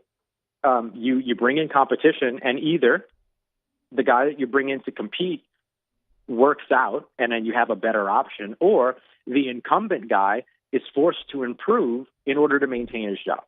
And so it's a legitimate competition. It might not ultimately lead to Will Lutz, quote unquote, losing his job or not being on the roster, but certainly the possibility is there. And if nothing else, that competition and breeding that competition will certainly help to kind of push Will Lutz, push Blake Gillikin a little bit further towards their, furthering development. And everyone knows who Will Lutz can be. but he had that core surgery. Looked like he still have the kind of lingering issues last year. He was second lowest in field goal percentage across the NFL with every kicker that tried at least 10 field goals throughout the season. So I think that there's obviously room for improvement there and room for kind of getting back to who everybody believed Will Lutz was, the one that earned the nickname that everyone knows. And so I think that there is some legitimacy there for sure. And I think the gap is certainly present and it's wide. But I think having the competition here is valuable. All right, he is Ross Jackson. He's on Twitter at Ross Jackson NOLA. Give him a follow. Make sure you're subscribed up to the Locked On Saints podcast. Saints day one in the books. I'll be at it again tomorrow. Thank you, man. We appreciate the time as always.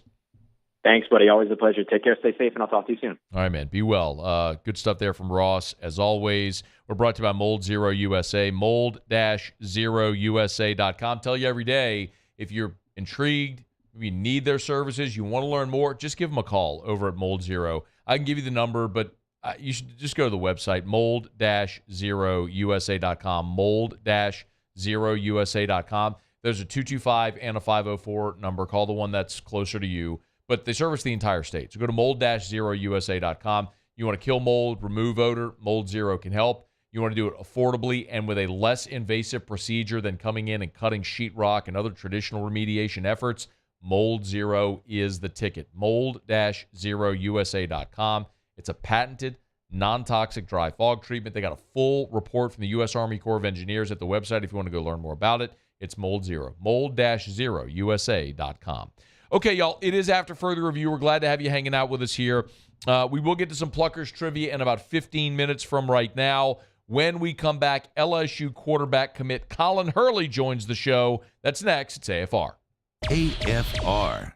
Buying or selling, commercial or residential, why would you call anyone else other than the best?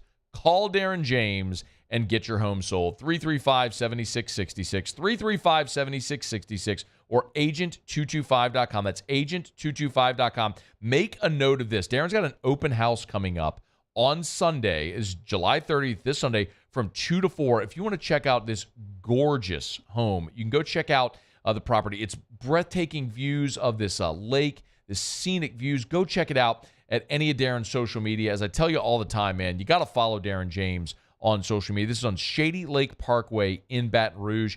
If you want to check out the property, you can do it. Go to any of Darren's social media, and you can see the video of the property. It is an absolute seller's market right now. So if you're thinking about selling your home, you got to get top dollar. You got to hire the best. You got to call Darren James. Think real estate, think Darren James. Hey there, little buddy. What's the matter? What's the matter? My windows, siding, and my door. That's what's the matter. Relief Windows can fix all of that. I got you.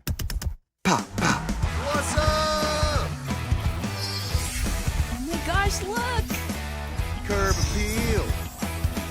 That's a good-looking neighborhood. ReliefWindows.com. Gulf Coast Office Products is a nationally recognized Savin office equipment dealer based right here in Louisiana. Over 100 employees strong, Gulf Coast has the boots on the ground to support all vertical markets, from education, engineering, legal, and finance. With the latest in office technology, from desktop to production segment units, Gulf Coast and Savin have the perfect fit for you. Call 225-756-2644. That's 756-2644 for Gulf Coast Office Products. Here at Corval Toyota in Opelousas, we have in stock 2023 Toyota Tundras, and you can get $1,000 special edition bonus cash. $1,000 bonus cash. So come on down to Happy Town. That's Corval Toyota in Opelousas, Happy Town, USA. Make this summer your backyard party year with Chris's Specialty Foods. Wings, burgers, brisket, steak, and boudin, plus great Cajun side dishes. We do all the prep, and you enjoy laughing with friends and family. Chris's Specialty Foods, Millerville, New Orleans, Prairieville, and Frisco. Everybody loves Chris's authentic Cajun meat.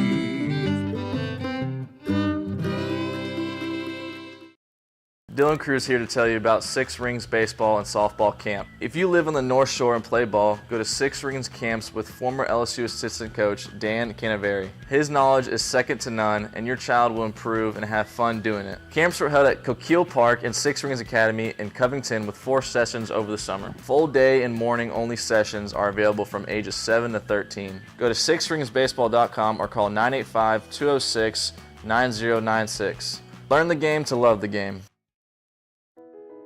I've been doing business with Luba for 25 years. They're dependable, trustworthy. It's just the attention to detail with our clients. Our folks have years and years of experience. They're highly trained professionals. But many companies have that asset. What I'd like to think makes Luba a bit different is that we use those talents in a way that truly is dedicated to serving the needs of the folks who depend on us. When is a taco more than just a taco? When it's Government Taco. Voted best tacos 3 years in a row by 225 Magazine, Government Taco puts the most delicious.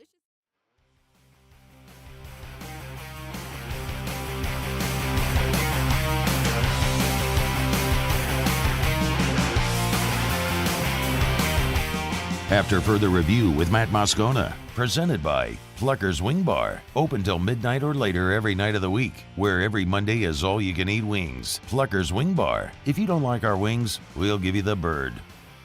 It's a huge recruiting weekend, not only for LSU, but around all of college football this weekend. A lot of events at a lot of different places, and LSU will be holding the Bayou Splash, and their quarterback commit for 2024, Colin Hurley, will be back in Baton Rouge, and Colin's good enough to join us now for a couple of minutes from his home there in Jacksonville. Hey, Colin, we always appreciate the time, man. How are you? I'm doing great. Appreciate you having me. Man, it's our pleasure. I just want to ask first about this weekend, why you chose to come back to Baton Rouge, why you're choosing to come back to Baton Rouge this weekend. Well, Baton Rouge is home, but I'm coming to attend the LSU Bayou Splash.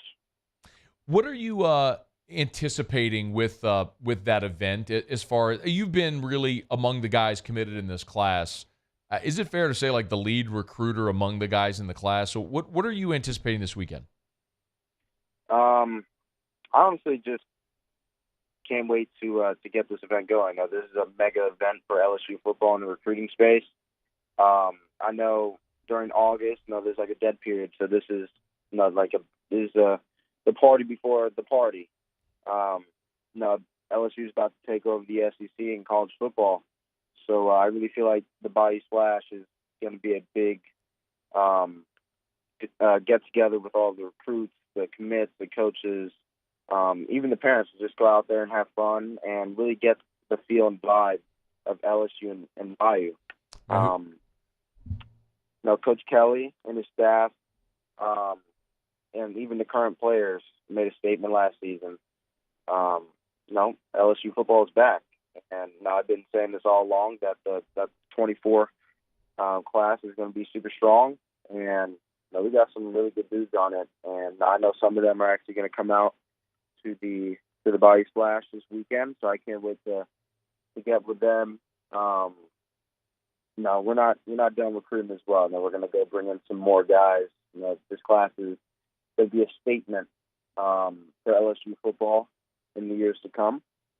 I'd definitely say the path to the boot is very clear.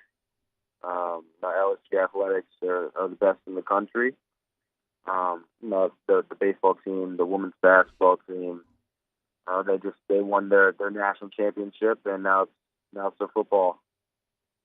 Now it's our time to go compete and go win a national title. So I really feel like the Bayou Splash is going to be a great event just to get really the feel of it. I mean, who are you working on this weekend? What prospective commits are coming that you're really going to be leaning into? Well, like I said, I know more than half of our commits are going to be here, so I really can't wait to see those guys. But this is honestly the time and opportunity for us to close on a few more commits and targets. We're going to have Colin Simmons there, Kane Durham, Dominic McKinley, Blake Ivy, Ori Williams, Jelani Watkins, Wardell Mack, and I know Joshua Layer, I believe, is going to be there. And those are all great players that we want and need at LSU. Those guys are going to make a big difference, not only on the field but off the field. Those are really big targets for us. Colin Hurley is with us, LSU 2024 quarterback committees on Twitter at Colin Hurley. Y'all make sure you give him a follow and shout him out. You know, man, I mentioned just how much of a lead sort of vocal recruiter you've been for this class, but not just for football, man. You just mentioned the women's basketball title, the baseball national title, and man, I see your tweets all the time. Like, what has it been like for you? Knowing that you're fully on board with LSU and to watch the success that like the women's basketball team had and then the baseball team had? No, it's honestly just a collective effort for LSU athletics. The baseball team, women's basketball team, held the track team, the football team, that we're all part of it together. We're all part of the same journey together, and we're all looking to go in the same direction. And actually, as we speak now, I don't know if you know, but Malachi Bates just committed to LSU. So, this is super big time. This is a really big get for LSU. Coach Steeple and I have actually been working on this guy hard. So, we speak all the time. I'm honestly just so happy. This is a guy that I've known for a while. And just to have this guy on board, it's going to be great. Now, it's also going to be my roommate. Nice. So, I'm honestly just super excited. This is a thing that we were talking about on the low. But, again, this guy really means a lot. And I really can't wait to keep on building this 24 class. I mean, give us the scouting report. About Kai? Yeah. Well, he's top DB in Florida. I know he goes Edgewater High School, I believe. Guy is a flat out baller.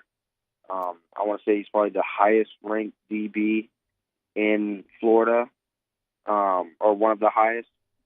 This is going to be a great get, and it's only going to go up from here. Got a couple more minutes here with Colin Hurley. Again, follow him on Twitter at Colin Hurley. One other thing I'm really interested in, Colin, is you committed back in November. Yes, sir. What is your, in that time, right? What in those 8 months or so, 8-9 months? What is your relationship, or in what ways maybe has your relationship grown, not only with the coaching staff but with LSU in that time since you committed? No, it's only honestly gone up from here. Whenever I first met the coaching staff, I really felt that relationship there. I really felt like this was going to be home for me, and I'm super happy that I continued to build that relationship and connection with the coaches.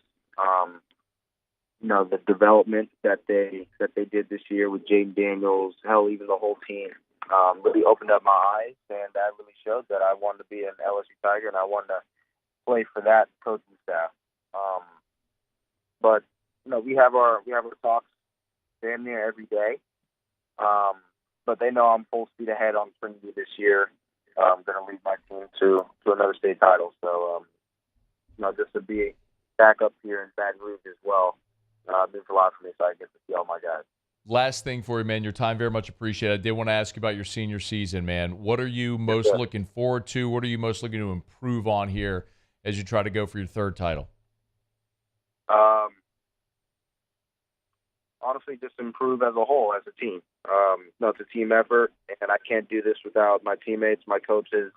So we have 26, 27 seniors this year, so there's no excuse for us to lose. The senior leadership is there. Now we all just have to put it together and go show it on the field. Make sure you follow him on Twitter. He's at Colin Hurley. He'll be in Baton Rouge this weekend. LSU's 2024 quarterback commits. And as you mentioned, Kai Bates just pledging for the Tigers as well as that class continues to grow. Hey, man, safe travels to Baton Rouge this weekend. We'll look forward to talking again soon, man. Thank you for the time. Yes, sounds good. Thank you. Be well. That is Colin Hurley. We talk about as impressive a high school athlete as I've ever talked to. We've been doing this job a long time. I can't tell you that I've talked to everyone that's ever come through here, but as impressive a young person as you can imagine. Just the thoughtfulness, the way he's thoughtful about his answers, poise and polish, and you could tell, man, he is all in on LSU, and he is the biggest drum beater for the Tigers, for the entire athletic department. But you heard him say he and Robert Steeples have been working hard on Malachi Bates, who goes by Kai, C-A-I. So Malachi Bates picks the LSU Tigers just about 13 minutes ago. The commitment was at 5:30 Central. So waiting on all the graphics and everything that'll be hitting Twitter soon. But yeah, you got a little bit of a tidbit there. So Kai Bates picks LSU.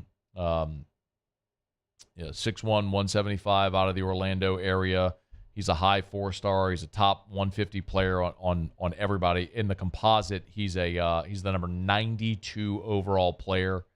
The 12th best cornerback in the country, picks LSU over Florida State, Alabama, Tennessee. You want to talk about rebuilding DBU through the high school ranks, the best players in the country. That's certainly a great way to go do it. So Kai Bates has picked LSU for the class of 2024. All right, it is After Further Review. We're glad to have you hanging out with us here. Brought to you by South Point Volkswagen and SouthPointVW.com. New and certified pre-owned in Baton Rouge and online at SouthPointVW.com. SouthPointVW.com. Thinking about that new car? Get on by and see our friends over at South Point Volkswagen. There's just nowhere better to go. Louisiana's largest volume Volkswagen dealer. Airline just north of Highland and SouthPointVW.com. That's SouthPointVW.com. And remember, for our Lafayette folks, Southwest Volkswagen, there to serve you as well.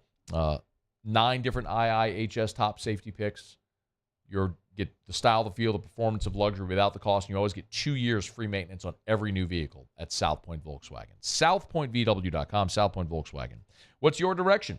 Okay, it is After Further Review, y'all. Hump Day shows are brought to you by Pluckers. Let me knock out our final break of the show when we come back, because normally we do trivia there. We'll do our Pluckers trivia segment with Muse when we come back, and we'll wrap up with a little What We Learned. What a busy show. Glad to have you hanging out with us here, and thanks for sticking with us. And we'll wrap up with a little trivia next. It's AFR. AFR. AFR is brought to you by Rouse's. I completely lost my place. My bad.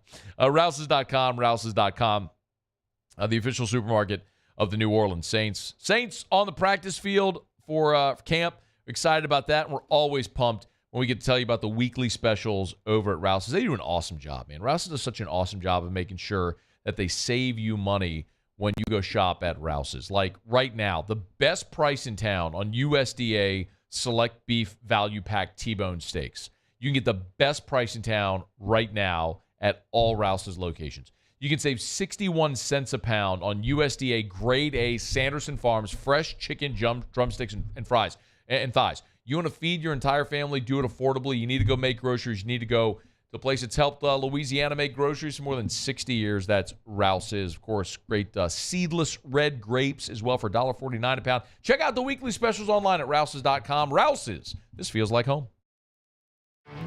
There it is, the extra mile, on the border of expected and extraordinary, for those willing to go further, like vans customized for work or play, with safety and tech to keep you connected, supported by a 5-star sales, service, and finance team, and backed by the 1-star you know. So go the extra mile. It's never crowded, because so few have what it takes to go there. Mercedes-Benz Vans. Oh, hey, what's up? It's Big V and Bubba, 100.7 The Tiger Morning Show. We'd love for you to join us every weekday, 4 a.m. till 9 a.m. Yeah, everything you want in a show. Country music. We got laughs. We got celebrity in-studio guests. We just need you. Join us every weekday morning, 4 a.m. to 9 a.m., right where it all started. That's right. Louisiana's country station, 100.7 The Tiger.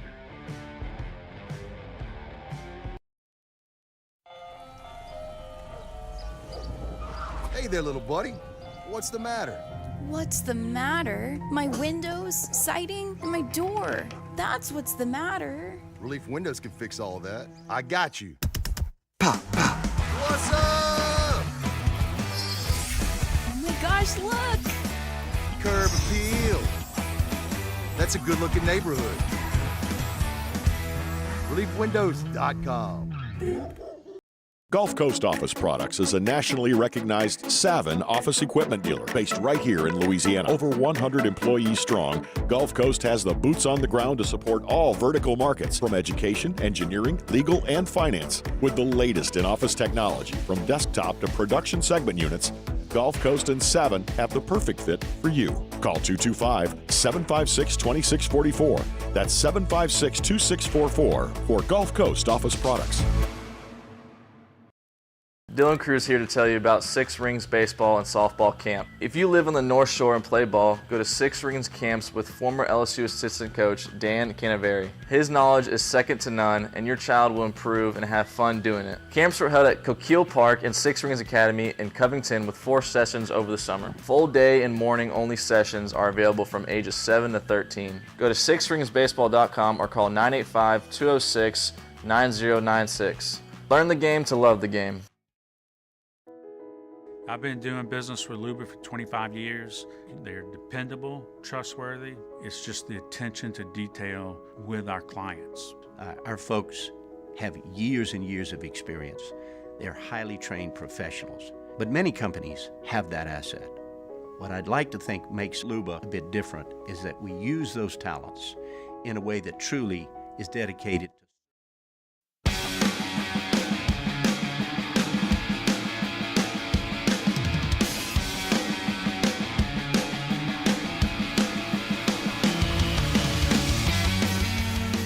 After further review with Matt Moscona, presented by Plucker's Wing Bar, open till midnight or later every night of the week, where every Monday is all-you-can-eat wings. Plucker's Wing Bar. If you don't like our wings, we'll give you the bird. Down the stretch we come, final segment here on a Hump Day edition of AFR presented by Pluckers. Thanks again to Ross Jackson and Colin Hurley, who were with us earlier this hour. If you miss anything, AFR On Demand presented by Breck Golf. Book your tee time at golf.breck.org, golf.breck.org. All right, normally on Wednesdays, we do Pluckers Trivia at in the previous segment, but because that's when Colin Hurley was available, we said, and there's no Ott today, so let's do it now. So, 90s Trivia. How you feeling about it, Muse? Kind of mixed feelings here. Okay.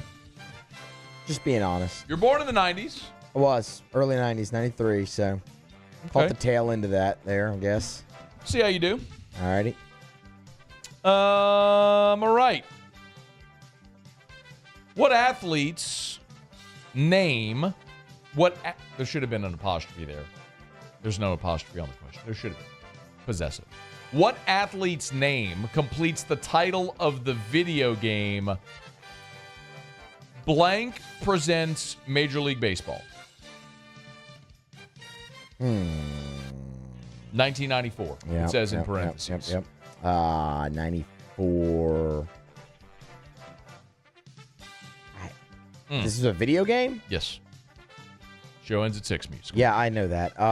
Actually, 5:55. I don't really even have a guess, honestly. Yeah, sorry about that. 94. I got nothing. I don't even want to. Pick a baseball player who was playing and popular in 1994. That's Joe Carter? I mean, no. There was a strike in 94. It was not Joe Carter. It was Ken Griffey Jr. Yeah. The kid. Number 24. Yeah, that's my bad. I don't know. We're not focused here. Segment's all out of place. Rough. That's terrible. That is bad. I'm actually ashamed of that one. You should. I am. All right, Muse, which 90s movie is this quote from? In the jungle, you must wait till the dice read 5 or 8. Should I know this? Maybe. Paul, you know it? Paul knows it. I think I know it. I'm going to go with Jumanji. It is Jumanji! Hey, Paul. Paulie. Okay. Saving Muse from drowning in his own throw-up over there. Can't say I've ever even seen Jumanji, to be honest with you. Okay. Last one. Get ready, Paul. Save Muse from his embarrassment. Though he was not the first or the last, What singer guest starred on the season 4 finale of The Simpsons, Krusty Gets Canceled?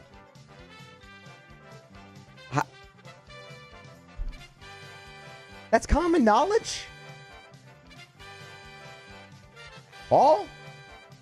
I don't know that one. I have didn't no really watch idea. The Simpsons. Prince. At least it was a guess. I'll give you credit for that. At least you guessed this time. It is not Prince. The answer is Barry White. If you can do better than Muse, go to Pluckers tonight for trivia. T-Bob and I, well, actually, T-Bob will not be at Oliver Twist night. I will be. Be heading over there as soon as we finish. Go for a little scone and tea tonight. We're going to try to get T-Bob to connect with us via Zoom. For what? I'm going to try on this Muse. I have an option that I think could work. Okay. If not, I'll do the show solo. I ain't scared of doing the show solo. I know. Sit here 3 hours every day, talk solo. That's fine. We'll make it work.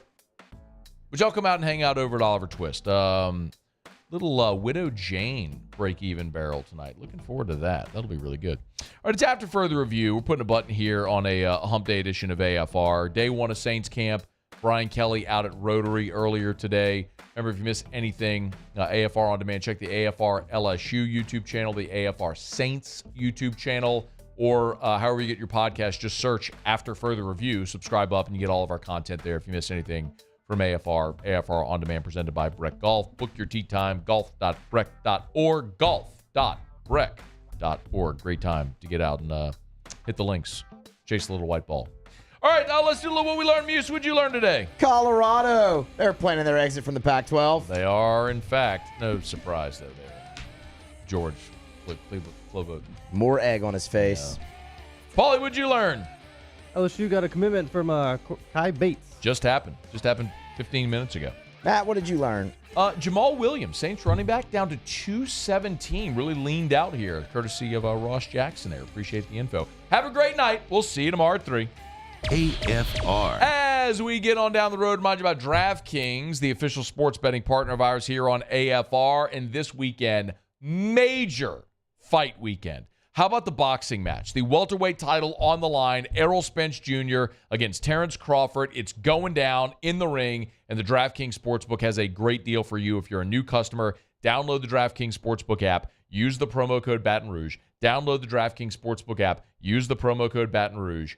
Use the promo code Baton Rouge. Make a $5 bet on the fight, and they will give you $150 in bonus bets instantly at the DraftKings Sportsbook. Huge MMA card this weekend as well. Shout out to the Diamond. Dustin Poirier is going to be squaring off against Justin Gaethje. You want to bet on all the action, download the DraftKings Sportsbook app, and be sure to use the promo code Baton Rouge. 21 and older, physically present in Louisiana. Select parishes only. Bonus bets expire 7 days after issuance. Eligibility and deposit restrictions apply. Terms at sportsbook.draftkings.com/MMA terms. Licensee partner Golden Nugget Lake Charles. Gambling problem? Call 1-800-GAMBLER. 1-800-426-2537.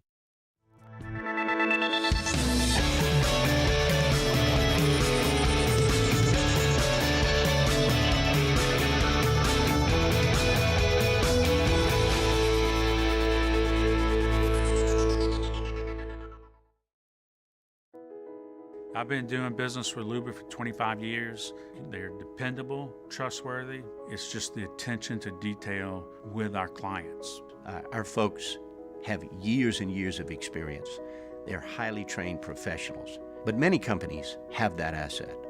What I'd like to think makes Luba a bit different is that we use those talents in a way that truly is dedicated to serving the needs of the folks who depend on us. This summer, retirement is a state of mind. Whether it's a mid-morning activity or an early bird special, grab a Coors Light and chill like you're retired.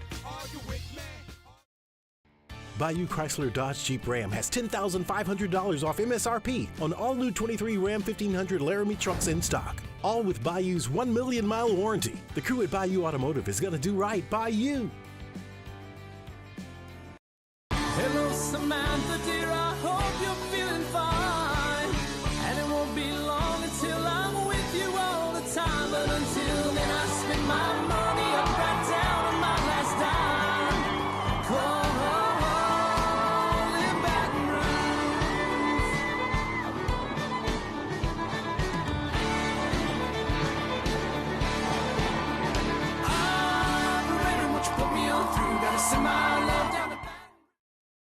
is a taco more than just a taco? When it's Government Taco, voted best tacos 3 years in a row by 225 Magazine, Government Taco puts the most delicious spin on tacos the capital area has ever seen. With creative combinations like the Magna Carrot, the Filibuster, or the Steak of the Union. Plus perfect tortilla chips paired with the best salsa and queso you've ever had. And happy hour every day from 3 to 6 p.m. and all day on Thursday. Government Taco, 5621 Government Street.